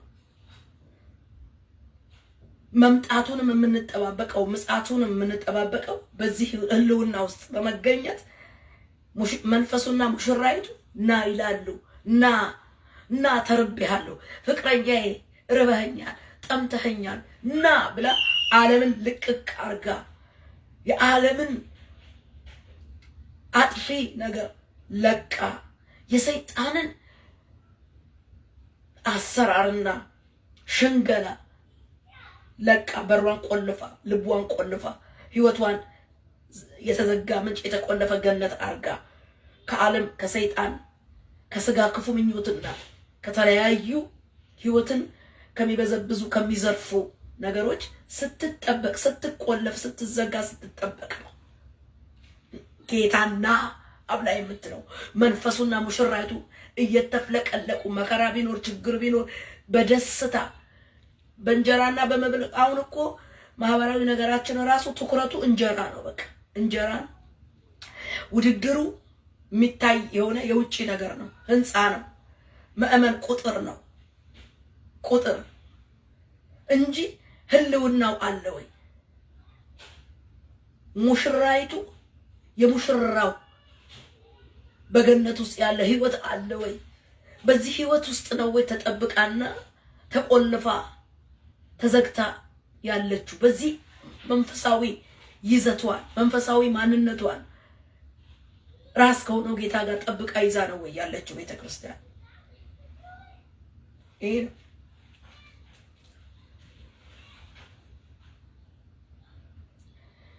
ዋ እግዚአብሔር ይርዳን ወገኖች። በጣም በቃ ሙሽራይቱ ይሄ በውስጥ ያለውን ገድነት የሆነ ማራኪ የሆነ ደምቃ ተውባ አጊጣ ያለችበት ህይወት እንዴት ነው የምትጠብቀው? ተውበናል፣ አምሮብናል በቤቱ ብለን እንዘምራለን። አምሮብናል በቤት አምሮብናል፣ ወጋይተናል በቤት። አዎ ወጋይተናል፣ አዎን አምሮብናል። ልክ ነው። ግን ውበታችንን መጠበቅ በራችንን፣ የልብ በራችንን፣ የአይን በራችንን፣ የህይወት በራችንን ሌላ አርካሽ አጥፊ እንዳይገባ እንደተቆለፈ ገነት፣ ገነቱ ህይወት አለበት መጠበቅ እንደሚያስፈልገ ነው። እና በተቆለፈ በተጠበቀ ህይወት በፈሪሃ እግዚአብሔር እየኖረች ከመንፈስ ቅዱስ ጋር ሆና ሙሽራይቱ ሙሽራው ና እያለች የጌታን መምጣት እየጠበቀች እየተዘጋጀች እየተጠባበቀች እየጠራች ነች ወይ? ይሄ ቻሌንጅ ነው ለኔና ለእናንተ። ይሄ ነው የተቆለፈ ገነት፣ የተዘጋ ምንጭ፣ የታተመ ፈሳሽ ነች ይላታል።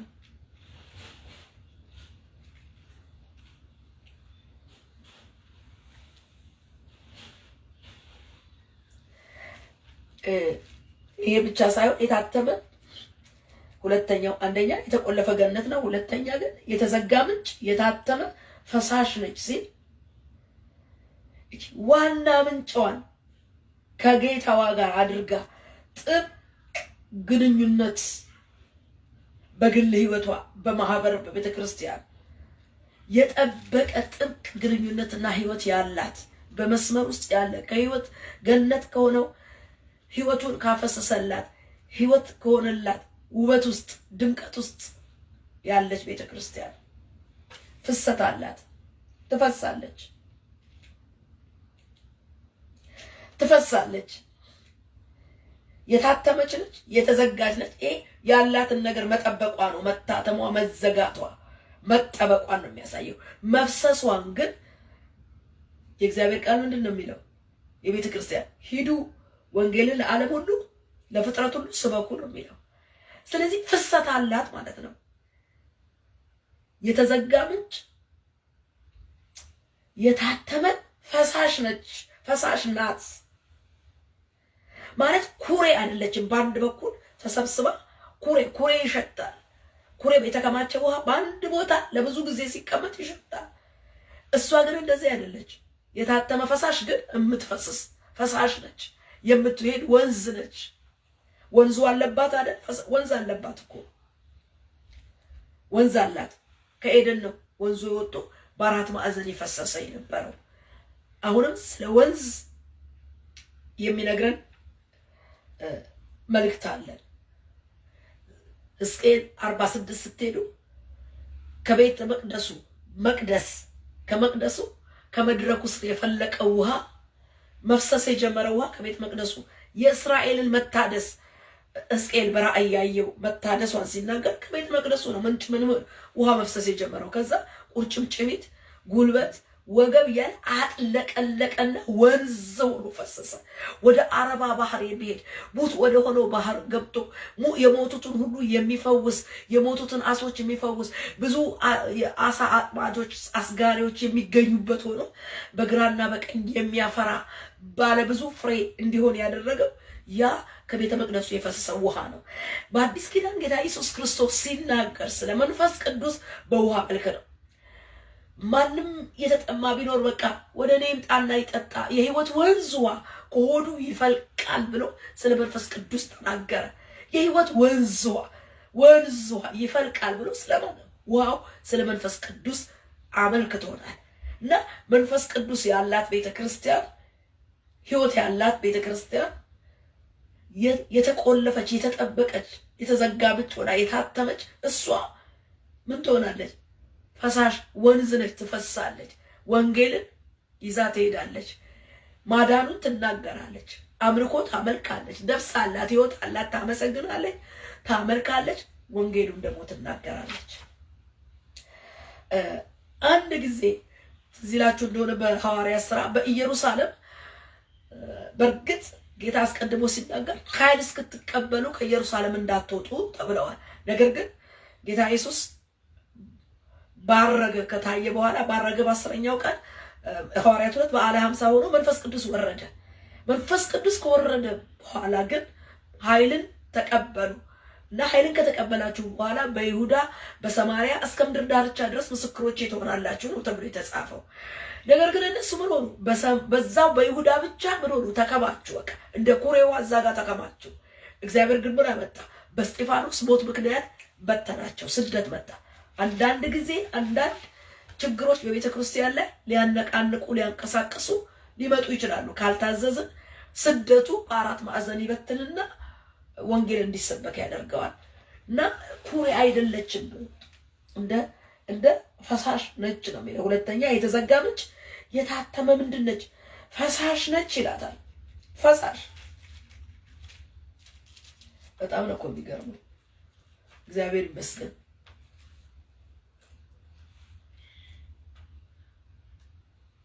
ፈሳሽ ወገኖች፣ አንደኛ በደንብ የተቆለፈ ገነት መሆኑን፣ ገነት ውስጥ ምን አለ? ሕይወት አለ። ወደኛ ስናመጣው አይተናል። ሁለተኛ ያየነው የተዘጋ ምንጭ የታተመ ፈሳሽ ይላታል። የተዘጋ ምንጭ በክርስቶስ ኢየሱስ የተጠበቀ ከማናው ከምንጩ ጋር የተገናኘ ሕይወትን ያሳየናል። ሶስተኛ ደግሞ ፍሰትን ያመለክታል።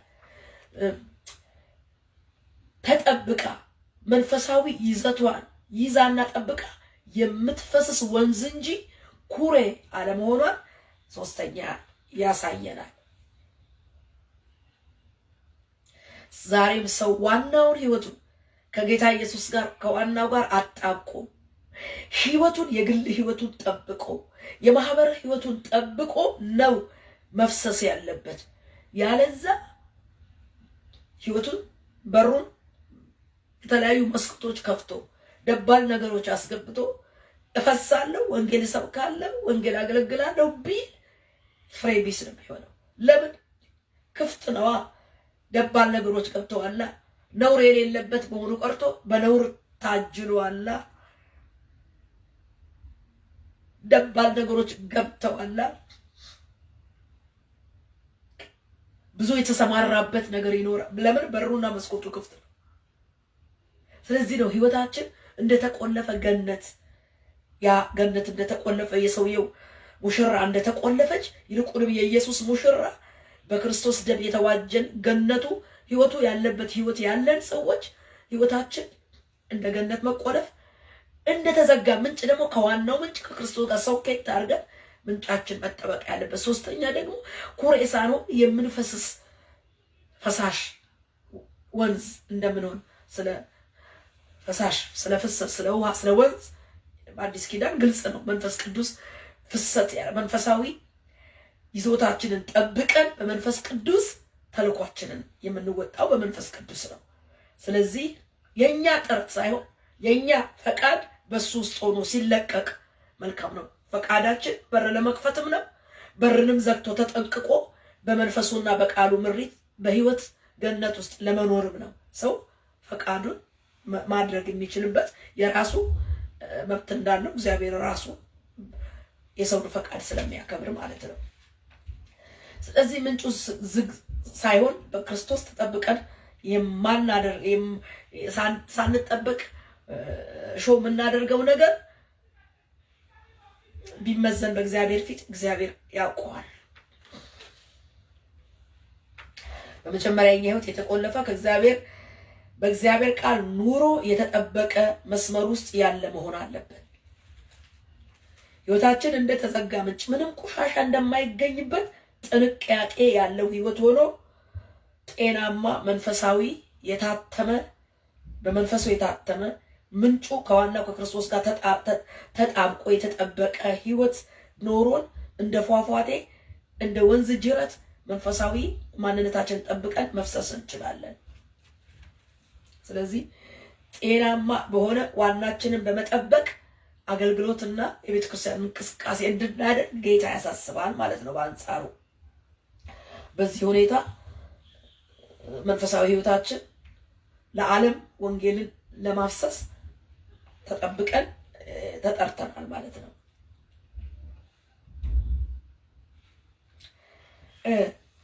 አራተኛ የምናየው እዚህ ጋር አንቺ ሙሽራ የተቆለፈ ገነት ይላታል፣ የተዘጋ ምንጭ ይላታል። ሶስተኛ የታተመ ፈሳሽ ይላታል፣ ፈሰቷን አይተናል። ከዛ ምንድነች ብለን ስንል ገነቱ ብዙ አይነት ፍሬ የሞላበት ገነት ነው። ፍሬ የተመረጠ ፍሬ ያለው ገነት ነው። የተመረጠ ፍሬ ገነት ውስጥ ምን አለ? ፍሬ አለ። የተመረጠ ፍሬ፣ የገነቱ ፍሬ የሞላበት የተመረጠ ፍሬ አለው ገነቱ። ይሄ ብቻ አይደለም፣ ገነቱ ማራኪ የሆነ የመዓዛ ህይወት ያለው የመዓዛ ሽታ ያለበት ነው ገነቱ። የሚናገረው አንብቤዋለሁ ቅድም። የታተመ ፈሳሽ ነሽ ካላት በኋላ ቡቃያሽ ሮማንና የተመረጠ ፍሬ ሄለና ይለዋል በአዲሱ ትርጉም። ከቀጋጋ የሽቶ ማርና ቀርፋ ከልዩ ልዩ ዕጣን ጋር ከርቤና እሬት ከክቡር ሽቶ ሁሉ ጋር አንቺ የገነት ምንጭ የህይወት ጉድጓድ ከሊባኖስ የሚፈስስ ወንዝ ነሽ ይላታል። አያችሁ፣ ማራኪ የሆነ የመዓዛ ሽታ አላት። ሽታ ብቻ አለ፣ ፍሬ የተመረጠ ፍሬ ደግሞ ያላት ነች። ገነቱ ያ ገነት የሰውየው ውድ የሆነችው ገነት የንጉሱ ገነት እንዲህ አይነት ፍሬ የሞላ እህቴ ሙሽራ አንቺ ብሎ ስለሷ ነው የሚያወራው። እኛ ደግሞ የኢየሱስ ሙሽራ ነን። የንጉስ ሰለሞን ሙሽራ አይደለን፣ የኢየሱስ ሙሽራ ነን። ምን አይነት ፍሬ ነው የሞላብን? ምን አይነት የመዓዛ ህይወት ሽታው ነው ያለብን? እኛ የኢየሱስ ገነት ነን።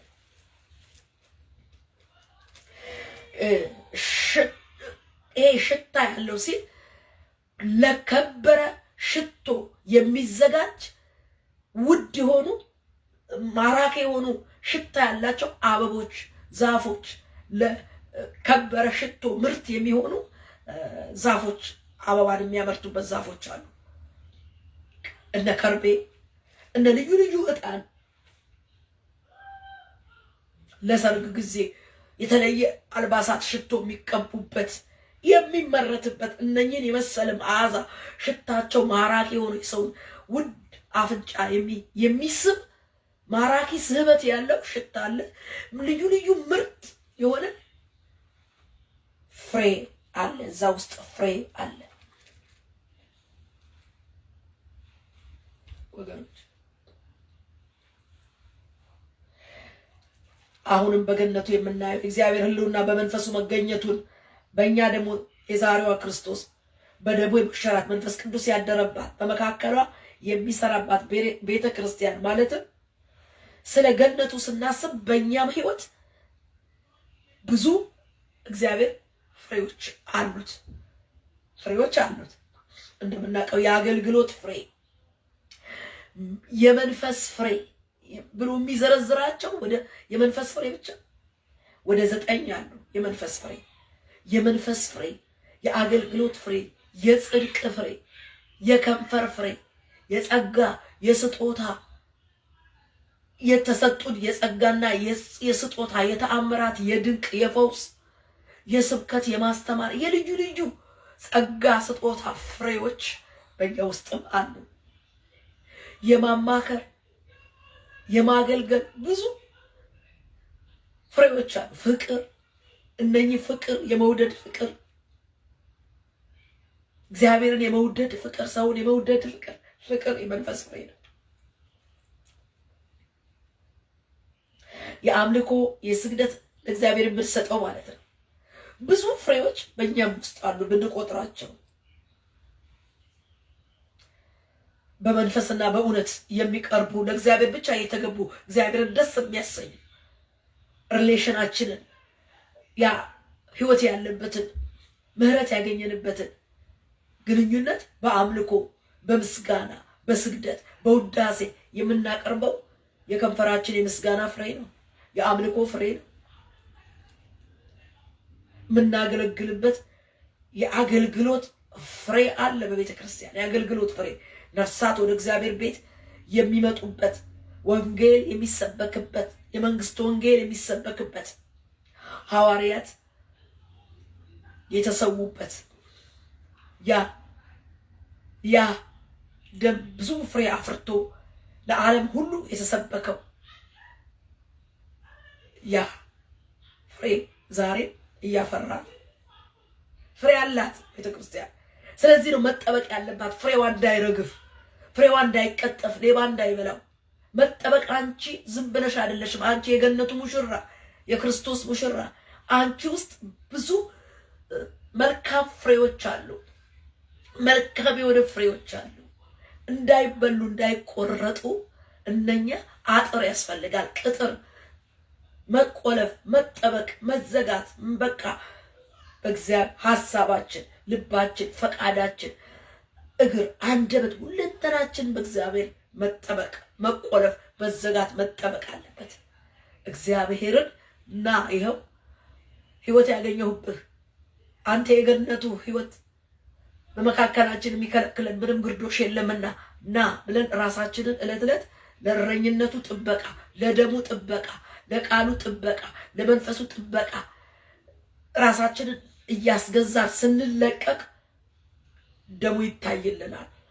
መንፈሱ ቅጥር፣ በውስጥሽ ክብር፣ በዙሪያሽ የእሳት አጥር ይላል። በውስጥ ክብር፣ በውጪ ደግሞ የእሳት ቅጥር እሆንልሻለሁ ነው የሚለው። እግዚአብሔር ጋር የተገናኘ ከዋናው ምንጭ ጋር የተጣበቀ ጥብቅ ግንኙነት፣ ጥብቅ ህይወት ያለው ከለላ አለው፣ ጥበቃ አለው፣ አጥር አለው፣ ቅጥር አለው።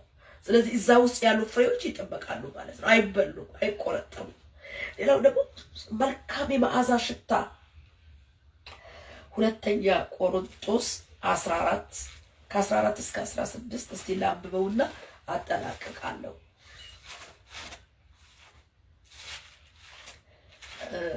በጌታ በኢየሱስ ስም አነባለሁ።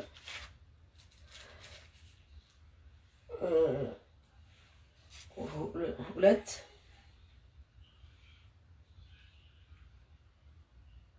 14 ነገር ግን በክርስቶስ ሁልጊዜ ድል በመንሳቱ ለሚያዞረን በእኛም በየስፍራው ሁሉ የእውቀቱን ሽታ ለሚገልጥ ለአምላክ ምስጋና ይሁን። በሚደኑትና በሚጠፉቱ ዘንድ ለእግዚአብሔር የክርስቶስ መዓዛ ነንና፣ ለእነዚህ ለሞት የሚሆን የሞት ሽታ፣ ለእነዚያም ለሕይወት የሚሆን የሕይወት ሽታ ነን። ለዚህም ነገር የሚበቃ ማን ነው? የእግዚአብሔርን ቃል እንደሚሸቃቅጡት የእግዚአብሔርን ቃል ቀላቅለው እንደሚሸቃቅጡት እንደ ብዙዎች አይደለንምና፣ በቅንነት ግን ከእግዚአብሔር እንደተላክን በእግዚአብሔር ፊት በክርስቶስ ሆነን እንናገራለን ይላል። የሚገርም ነው። ምን አለ? የእውቀት ሽታ ይላል። በቃ የእውቀቱን ሽታ የሚገልጥብንን ወገኖች፣ እውቀት ሽታ አለው። እውቀት፣ የማዳኑ እውቀት ምን ይላል ካህኑ ዘካርያስ ሉቃስ 1:77 ላይ ምንድነው የሚለው? ስለ ልጁ ትንቢት ሲናገር ስለ ኢየሱስ ተናገረና ስለ ልጁ ስለሚወለደው ስለ መጥምቁ ዮሐንስ ሲናገር አንተ ሕፃን የልዑል ነቢይ ትባላለህ፣ መንገዱንም ልትጠርግ በፊቱ ትሄዳለህ፣ የማዳንንም እውቀት ለብዙዎቹ ትሰጣለህ። የማዳንን እውቀት ለብዙዎች ትሰጣለህ አለው። የማዳን እውቀት ይለዋል። ይሄ እውቀት ሽታ አለው። የማዳኑ እውቀት የደህንነት እውቀት የገባን ወንጌል የገባን የማዳኑ ቀላል እንዳይመስለን ስለዳንበት በእጅ የያዙት ወርቅ እንደ መዳብ ይቆጠራል ይባላል። አይደንቅም? በእጅ የያዙት ወርቅ ግን የዳንበት ድነት እውቀቱ የመዳን እውቀቱ ቀላል እንዳይመስላችሁ እግዚአብሔር ስለከፈተልን መንፈስ ቅዱስ ስለረዳን ገባን። በቃ ገባብንና ፍቅሩ ገባን። ገባብን። እንዴት እንደዳንን እንዴት ፍቅር ገብቶ ልባችን ተጠምዶ ኢየሱስ ኢየሱስ እንደምንል እኔ አላውቅም። ገባኝ ግን ተይዣለሁ፣ በፍቅሩ ተጠምጃለሁ ወገኖቼ። ክብር ለኢየሱስ ይሁን፣ ክብር ለመንፈስ ቅዱስ ይሁን። እግዚአብሔር ይመስገን። ስለዚህ ይሄ መዳን ዕውቀት ምን አለው? የዕውቀት ሽታ አለው። ይሄ የወንጌል የመንግስቱ ወንጌል ህይወት ስላለው ዕውቀቱ ህይወት ስላለው ወረቀት ስላይደለ ፊደል አይደለም። እንዲህ ነው የሚለው እዚህ ጋር በክርስቶስ በኩል ወደ እግዚአብሔር እንግዲያስ እምነት አለን። ብቃታችን ከእግዚአብሔር ነው እንጂ በገዛቻችን እንደሚሆን አንዳችንስ እንኳን ልናስብ ራሳችን የበቃን አይደለንም። እርሱም ደግሞ በመንፈስ እንጂ በፊደል ለማይሆን ለአዲስ ኪዳን አገልጋዮች እንሆን ዘንድ አበቃን። ፊደል ይገላል፣ መንፈስ ግን ህይወትን ይሰጣል ይላል። ህይወት በሰጠው መንፈስ በሆነው ፊደል ባይደለው ነው ዕውቀቱ ህይወት ያለው ሽታ ያለው የሆነው። እሱም ደግሞ በእኛ አይደለም፣ በመንፈስ ቅዱስ በውስጣችን በገባው ህይወት በሆነልን በክርስቶስ እንዲህ አይነት የዕውቀት ሽታ አለን። ሽታ አለው። የማዳኑ ዕውቀት ሽታ አለው። ከዛስ ምን ይላል? የህይወት ሽታ አለ። በሚድኑት ደግሞ የህይወት ሽታ ነን አለ። እኛ አገልጋዮች ውስጣችን ይሄ የህይወት መዝገብ ያለብን፣ በሸክላ ውስጥ መዝገብ አለ። መዝገቡ የህይወት መዝገብ ነው። እሱም ቃሉ ነው፣ ክርስቶስ ነው፣ መንፈስ ቅዱስ ነው። ገነቱ ውስጥ ይሄ አለ። የከበረው ነገር አለ። የከበረው ፍሬ አለ። የከበረው ደግሞ መንፈስ አለ። የከበረው ሽታ አለ። በቃ ሽቶ ያቺ ሴት የሰበረችው አልባስጥሮስ ብልቃጥ ተሰብሮ ያ ሽታ በውጪ ነው፣ የውጪ ነው። ውስጥ ግን አለ። ወደ ውጪ ከውስጥ ወደ ውጪ የሚወጣ ሽቶ አለ። ሽታ ህይወት ያለው ሽታ፣ የማዳኑ ዕውቀት፣ የመንግስቱ ወንጌል እውነት፣ የዳንበት ዕውቀት ህይወት ያለው ሽታ ነው። ስለዚህ ለሚድኑት አለ የህይወት ሽታ ነን። ለምንድን ነው የህይወት ሽታ የሆነው? ለሚድኑት ከሞት ወደ ህይወት ስለሚያሻግር የህይወት ቃሉ መንግስተ ወንጌሉ ለተቀበሉት ለነሱ ከሞት ወደ ህይወት ስለሚሻገሩበት ያ ህይወት ይጋባል። ያ ህይወት ሲያምኑት በእምነት ይቀበሉታል፣ ህይወት ይሆንላቸዋል። ስለዚህ የህይወት ሽታ ሆነን ነው በሚቀበሉን መካከል የምንመላለሰው። በማይቀበሉት ደግሞ እነዚህ ይላል ለክርስቶስ መዓዛ ነንና ለነዚህ ለሞት የሚሆን የሞት ሽታ አለዚያም ለህይወት የሚሆን የህይወት ሽታ ነን ይላል። በሚድኑትና በሚጠፉቱ ዘንድ ለእግዚአብሔር የክርስቶስ መዓዛ ነን ይላል። በሚድኑቱ የህይወት በሚጠፉቱ ደግሞ የሞት። ለምንድነው የሞት የሆነው? በሚጠፉቱ መካከል ሽታችን የሞት የሆነው ስንል እነዚህ ሰዎች አፍንጫቸው ተዘግቷል። ህይወት የመዳኑ ዕውቀት ሽታ አለው። ይሄ ዕውቀት ሽታ አለው። የዕውቀት ሽታ አለው። የዕውቀትን ሽታ አያሸቱትም፣ አይቀበሉትም፣ አያምኑትም። ስለዚህ ከሞት ወደ ህይወት ሳይሆን ከሞት ወደ ዘላለም ሞት፣ ወደ ሲኦል ለገሃነም ለፍርድ ነው የሚሄዱት። ታዲያ ክርስቶስ ለዓለም አልሞተም ወይ? ለዓለም ህይወቱን አልሰጠም ወይ? ለዓለም ነጭ ጥቁር ሳይል ለዓለም ነው ህይወቱን የሰጠው። ይህን ህይወት ግን ገንዘብ አድርጎ መቀበል ግን ለተቀበሉት ይላል። በስሙ ለሚያምኑት ለነሱ የእግዚአብሔር ልጆች የሆኑ ዘንድ ስልጣን ሰጣቸው ይላል። ልጅነትን ለማግኘት ህይወትን ሼር ለማድረግ ፈቃድ ይጠይቃል። ለተቀበሉ አስገድደህ እንካ ተቀበል ተብሎ አይገደድም። ህይወት ያለው የማዳኑ ሽታ ያለው ዕውቀት ግን በወንጌል በእኛ ውስጥ ይነገራል። በዳኑት ውስጥ የሚያድነው የህይወት ሽታ ያለው የዕውቀት ሽታ ያለው ወንጌል ቃሉ ይነገራል። ለሚያምኑት ለተቀበሉት ህይወት ነን፣ ላልተቀበሉት ደግሞ የሞት ሽታ ነን። ህይወት መሆኑን አያሸቱትም፣ አይቀበሉትም። ስለዚህ እንደ ሞት ሽታ የምንቆጠረው ከሞት ወደ ህይወት መሻገር ስለማይፈልጉ ወንጌልን ስለማይቀበሉ የህይወት ሽታ አይሸታቸው። ኦልሬዲ አፍንጫቸውን ዘግተውታል፣ ልባቸውን ዘግተውታል፣ አይቀበሉትምና የሞት ሽታ ነን ይላልና እኛ ውስጥ ግን ምን አለ ልላቸው ነው? የዕውቀት ሽታ የክርስቶስ ደግሞ መዓዛ ይላል። በሚድኑት በሚጠፉት ዘንድ ለእግዚአብሔር የክርስቶስ መዓዛ ነን። አንቺ እኔ ቤተክርስቲያን ለክርስቶስ መዓዛ፣ የሱን መዓዛ፣ የሱን ጠረን፣ የሱን ሽታ የምንሸትት ነን። ስለዚህ ነው ተቆለፍ፣ ተዘጋ፣ ታተም የሚለን ከዚህ ሽታ እንዳንወጣ፣ ከዚህ ጠረን እንዳንወጣ፣ በጠረኑ ውስጥ በሽታው ውስጥ ተቆልፈን ተዘግተን ተጠብቀን በመንፈሱ እረኝነት፣ በደሙ እረኝነት፣ በቃሉ ጥበቃ፣ በሱ ጥበቃ ሆነን ጌታን መንፈሱና ሙሽራይቱ ና እያሉ መጥራት ቤተክርስቲያን ትጠራዋለች። ጌታ እስኪመጣ ድረስ በዚህ እውነትና ህይወት በገነት ውስጥ ተጠብቃ እንድትኖር ነው ቤተክርስቲያንን ጌታ የሚፈልገው። ይሄ ነው በቃ ምን አለ መዓዛ፣ የህይወት ሽታ፣ የእውቀት ሽታ፣ የክርስቶስ መዓዛ፣ የህይወት ሽታ አላት። በመንፈስ ቅዱስ የሆነ የመዳን የወንጌል እውቀት የህይወት ሽታ አለው። ክርስቶስን እውነት የሆነውን ክርስቶስን ምን ስለሚያደርግ ስለሚገልጥ ነው ወገኖች።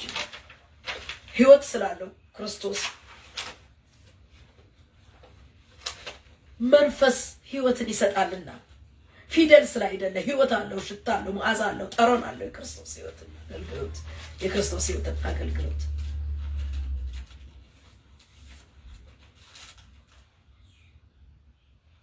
ሰባኪው እህቴ ሙሽራዬ ተቆለፈ ገነት ብሎ የገነቱን ፍሬና መዓዛ ምርጥ ፍሬዎች ያሳያል። ማራኪ የሆነ ውብ ጠረኗን ደግሞ ሽቶዎች የሚመረቱበትን እነ ጠረፋ እነ ጠጅ ሳር እነ ከርቤ ይገልጻቸዋል። የሽቶ ምርት ከየት እንደሆነ በቃ ምንጩን ይገልጻል። ይሄ ሁሉ ያለብሽ ነሽ ይላታል። ይሄ ሁሉ ያለብሽ ነሽ አንቺ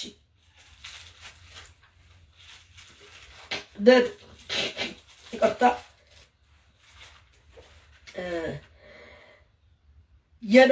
ከናርዶስ ጋር ያለበት ሄለና ይለዋል። በቆ የሚለውን ግልጽ አልሆነልኝም። ሄለና ይለዋል በዛኛው ትርጉም። ናርዶስ ቀጋ ሐምራዊ የሆነ የአበባ መልክ ይዞ የሚበቅል ዛፍ እንደሆነ ይናገራል። ነጭ አበባ ሆኖ የሚበቅል ዛፍ እንደሆነና ለሽቶ ግን የሚጠቅም ሽታ እንዳለው መልካም ሽታ እንዳለው ነው። እንደገና የሽቶ ሳርና ቀረፋ ከልዩ ልዩ ዕጣን ጋር ይላል። የሽቶ ሳር ሽቶ የሚመረትበት የሽቶ ሳር ያለበት ሽታን የሚገልጽና የሚያሳይ ነገር ነው። ከርቤ እሬት ከክቡር ሽቶ ሁሉ ጋር ይሄ ሁሉ ለመተጣጠቢያ፣ ለመቀባቢያ፣ ለመሸታተቻ የሚፈለግና ያለ ነው። በቃ የሚፈለግና ያለ ነው። በመውስጥ ነው ያለ፣ በገነት ውስጥ ያለ ነው።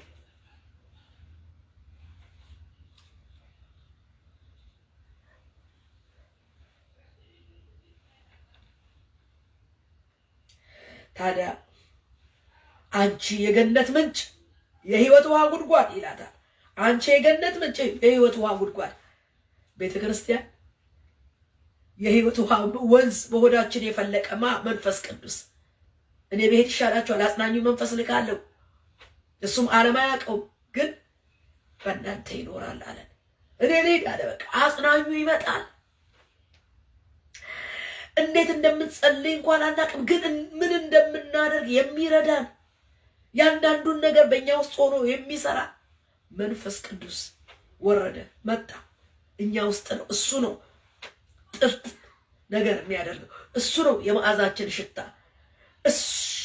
እሱን ዋናችንን መጠበቅና መያዝ።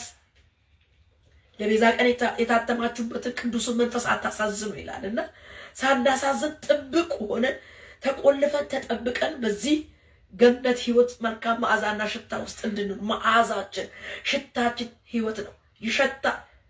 ሰይጣን ግን እንገባዋለን። እሱ ጥሩ ሽታ አይሸተውም። ሰይጣን ሽታችን ይገባዋል፣ አፍንጫውን ነው የሚይዘው። ህይወትን የሚቀበሉ ግን የህይወት ሽታ ይቀበሉታል። ለነሱ የህይወት ሽታ ነው፣ ለማይቀበለው ደግሞ የሞት ሽታ አይቀበለው።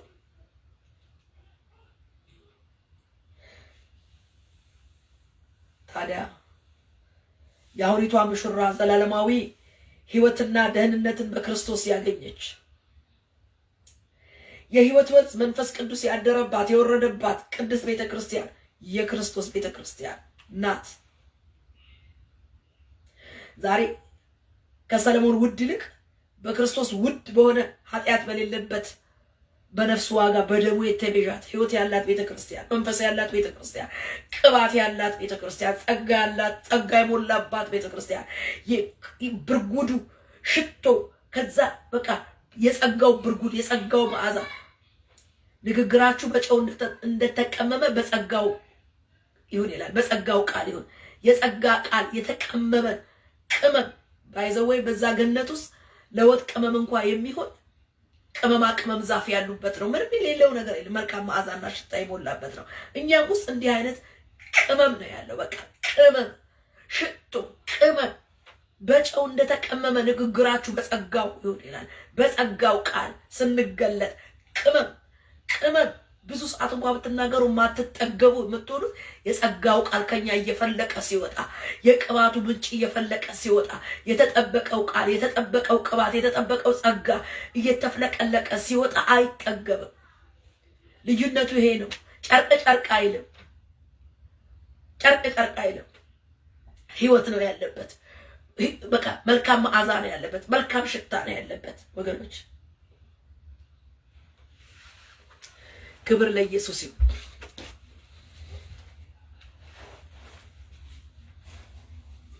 ስለዚህ በውዷ በክርስቶስ በዚህ ህይወት ውስጥ ያለች በውዷ በክርስቶስ ህይወት ውስጥ ያለች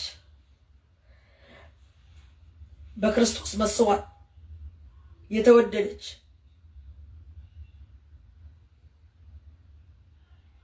በፊደል ባልሆነ መንፈስ በሆነ ፍቅር ተሞልታ በፍቅሩ ተነክታ ሁሉን ጥላ ዓለምን ትታ የሰይጣንን አምልኮ ክዳ ጥላ ስጋና ደምን ክፉ ምኞትን በመስቀል ላይ እዛ ጋር ሰቅላ ጥላ ሁሉን ነገር ትታ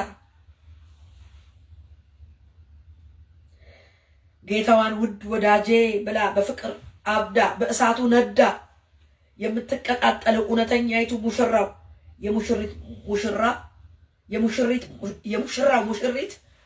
የሙሽራው ሙሽሪት የአዲስ ኪዳን ቤተክርስቲያን በምን ሁኔታ ላይ ትገኛለች? የዛሬቱ ሙሽራ ቅድስት ቤተክርስቲያን ሆይ አንቺ ከንጉስ ሰለሞን የበለጠ ሙሽራ አንቺ ትበልጫለሽ።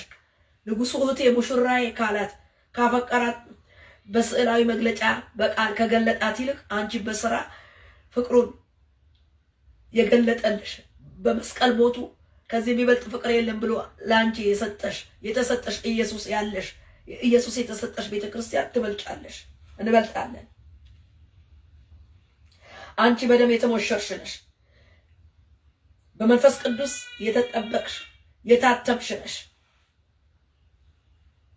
ብዙ የመንፈስ ፍሬዎች፣ ብዙ ልዩ ልዩ ፍሬዎች የሞላብሽ ነሽ። አንቺ የዘመኗ ቤተክርስቲያን አንቺ መልካም ህይወት ያለው ሽታ የምትተነፍሽ መልካም ህይወት ያለው ሽታ ያለሽ ነሽ። በሚድኑትና በሚጠፉት መካከል የህይወት ሽታ ነሽ።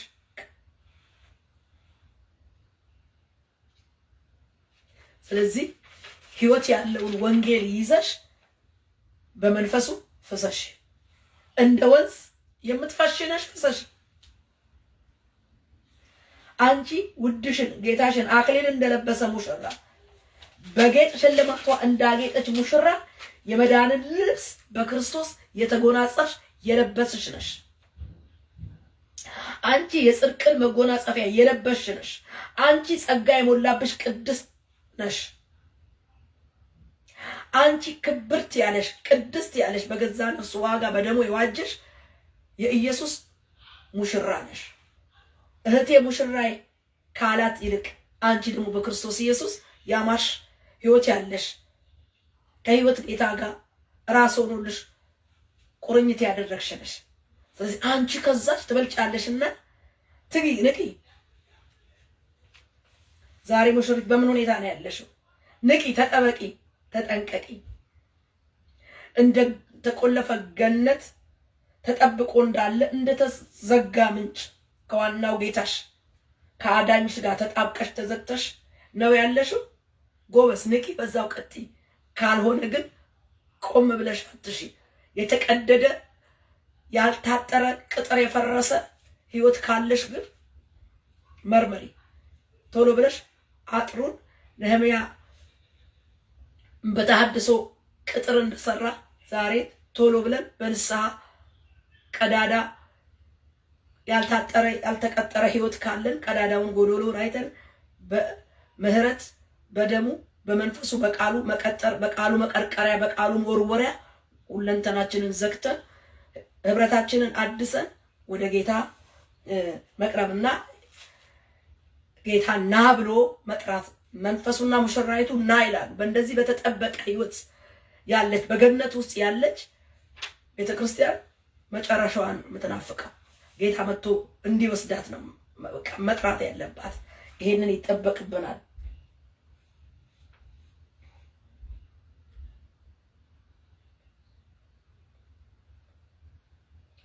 ስለዚህ እህቴ ሙሽራ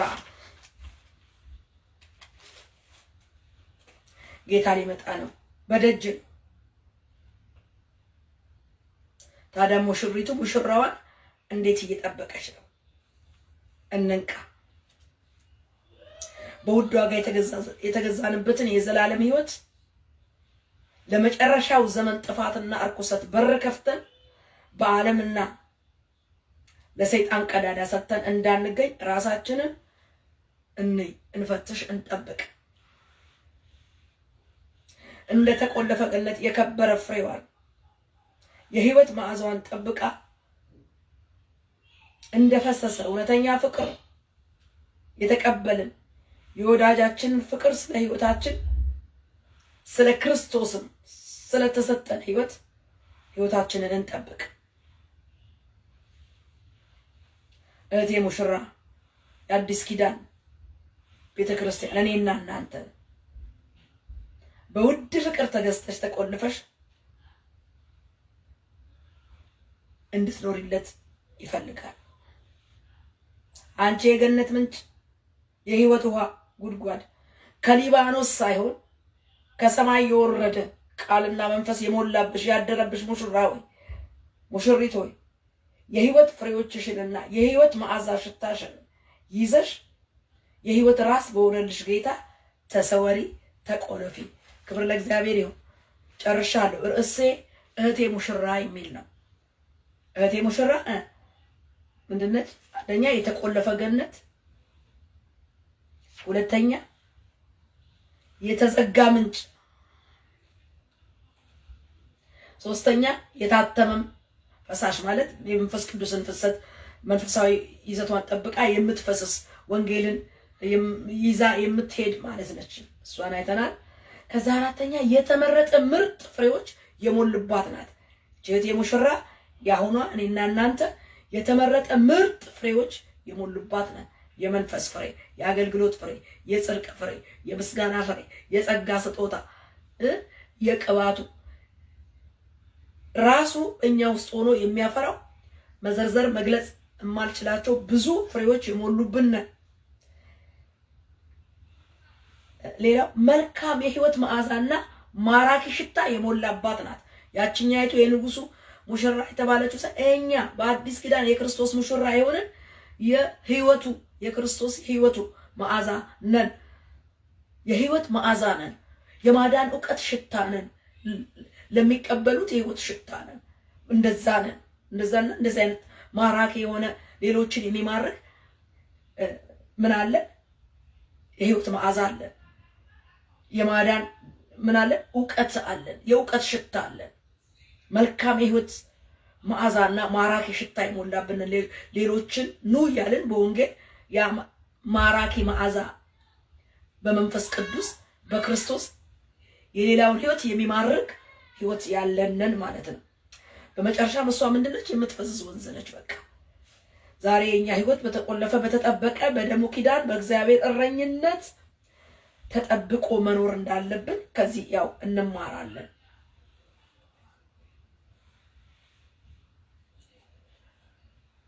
ደግሞ ተጠብቆ ነገራችን ሳይደፈርስ ምንጫችን ሳይደፈርስ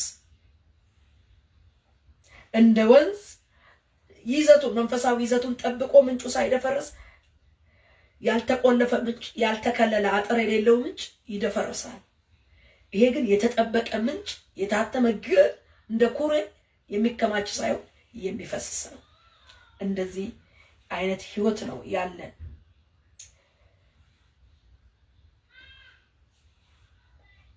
ፍሬያችን፣ አገልግሎታችን መልካሙ የክርስቶስ ወንጌል ህይወት የመዓዛ ሽቶ ሞልቶብን አሜን ነው መፍሰስ ይሁንልን። እኔ በዚህ ባረኳችሁ።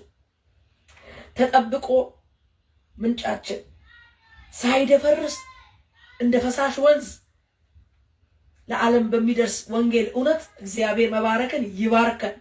ቤተክርስቲያንን ባረኩ። በዚህ ቃል በዚህ እንደተቆለፈ ገነት በሚቆልፍ በሚጠብቅ ጸጋና ቃል ባረኳችሁ። ክብር ለኢየሱስ ይሁን። ልክ ገነት ውስጥ እንዳለ በመንፈሱ በቃሉ ብዙ ፍሬ እንደሚያፈራ እዛ ገነት ውስጥ እንደተገኘ እግዚአብሔር በፍሬ መባረክን ይባርከን። ባረኳችሁ። ሃሌሉያ። በብዙ ፍሬ በሚሸትት ማራኪ በሆነ ህይወትና አገልግሎት ሌሎችን ህይወት መስህብ ሆኖ በሚስብ ብዙዎችን ወደ እግዚአብሔር ወደ ገነት ወደ ክርስቶስ ህይወት ወዳለው በሚስብ ህይወትና አገልግሎት ባረኳችሁ። እግዚአብሔር በዚህ ሁላችንን ይባርክ። ቅድስቲቱን ቤተክርስቲያን በዚህ እውነት ይባርክ። በተጠበቀ ህይወት መኖር ሃሌሉያ። በዚህ ህይወት ውስጥ ደግሞ ከምንጩ ጋር ተጣብቆ በተጠበቀ ሚዛኑንና መንፈሳዊ ህይወቱን ጠብቆ በእርሱ በኩል መፍሰስ የሚሆን ህይወት አብዝቶ ይስጣችሁ። እግዚአብሔር በዚህ ቤተክርስቲያን ይባርክ። አገልጋዮችን ይባርክ። ህዝቡን ይባርክ። እኔን ይባርክ። ቤተክርስቲያን በዚህ ታላቅ በሰበኩት ስብከቱ ሙሽራይቱ ተባረኪ፣ በደም የተሞሸርሽ ከዛ ዘመን ይልቅ የምትበልጪ አንቺ ሙሽራ ሆይ እግዚአብሔር ይባርክሽ። እግዚአብሔር በዚህ ቃል እውነት ባረኳችሁ። በኢየሱስ ክርስቶስ ስምና ስልጣን ተባረኩ። እግዚአብሔር በዚህ ክርስቶስ ለኛ ህይወቱን ሰጥቶ ባፈቀረበት በባረከበት በዚህ በመጨረሻው ዘመን መንፈሳዊ ይዘታችንን ሳንለቅ በክርስቶስ ኢየሱስ እንደተቆለፈ ገነት ተጠብቀን በመንፈሱ በደሙ በጸጋው ቃል ውስጥ ሆነን ለሌሎቹ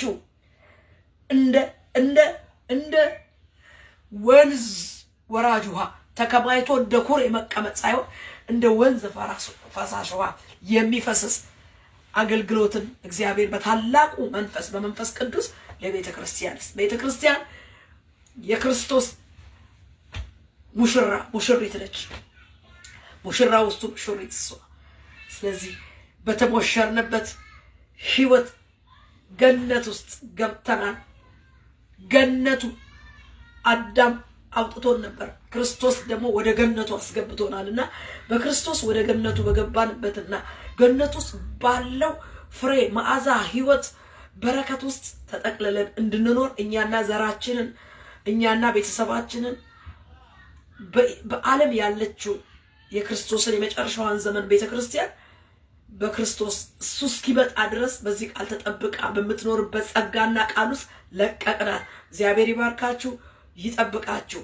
በቀልተኛ ቀናተኛ ፍሬ የሚበላ እነሆ ከገነቱ የሚያወጣ እንደገና እንደ እባቡ የሚሸነግል በብዙ ቀዳዳዎች ሊገባ የሚፈልግ በገነቱ ውስጥ ተቆልፈን እንዳንቀመጥ የሚፈልግ የሰይጣን ሐሳብና ኃይል የዓለምና የሥጋ ፈቃድ በኢየሱስ ስም የታሰረ ይሁን። ገነታችሁ በደም ይከለል፣ በመንፈስ እሳት ይጋረድ። አሜን። በሆነው በኢየሱስ ስም ጨለማውና ኃይሉ የታሰረ ይሁን። በኢየሱስ ስም በቀል የታሰረ የተከለከለ ይሁን። በመንፈስ ቅዱስ ኃይል ከለከልኩ፣ በደሙ ኃይል ከለከልኩ፣ በእግዚአብሔር ቃል አሰርኩኝ። የእግዚአብሔርን እነሆ ቃል በእኔና በሰሙኝ ላይ እግዚአብሔር በአብያተ ክርስቲያን ላይ ሁሉ እነሆ በዓለም በምትኖረው ቤተክርስቲያን ላይ ሁሉ በእግዚአብሔር ቃል አጸናው። ቅድስቲቱ የአዲስ ኪዳን የክርስቶስ ቤተክርስቲያን መንፈሱና ሙሽራይቱ ና ይላሉና ና ብለን ደግሞ ጠራነ። አሜን። በሆነው በኢየሱስ ስም ተባረኩ። ጨርሻለሁ። አሜን።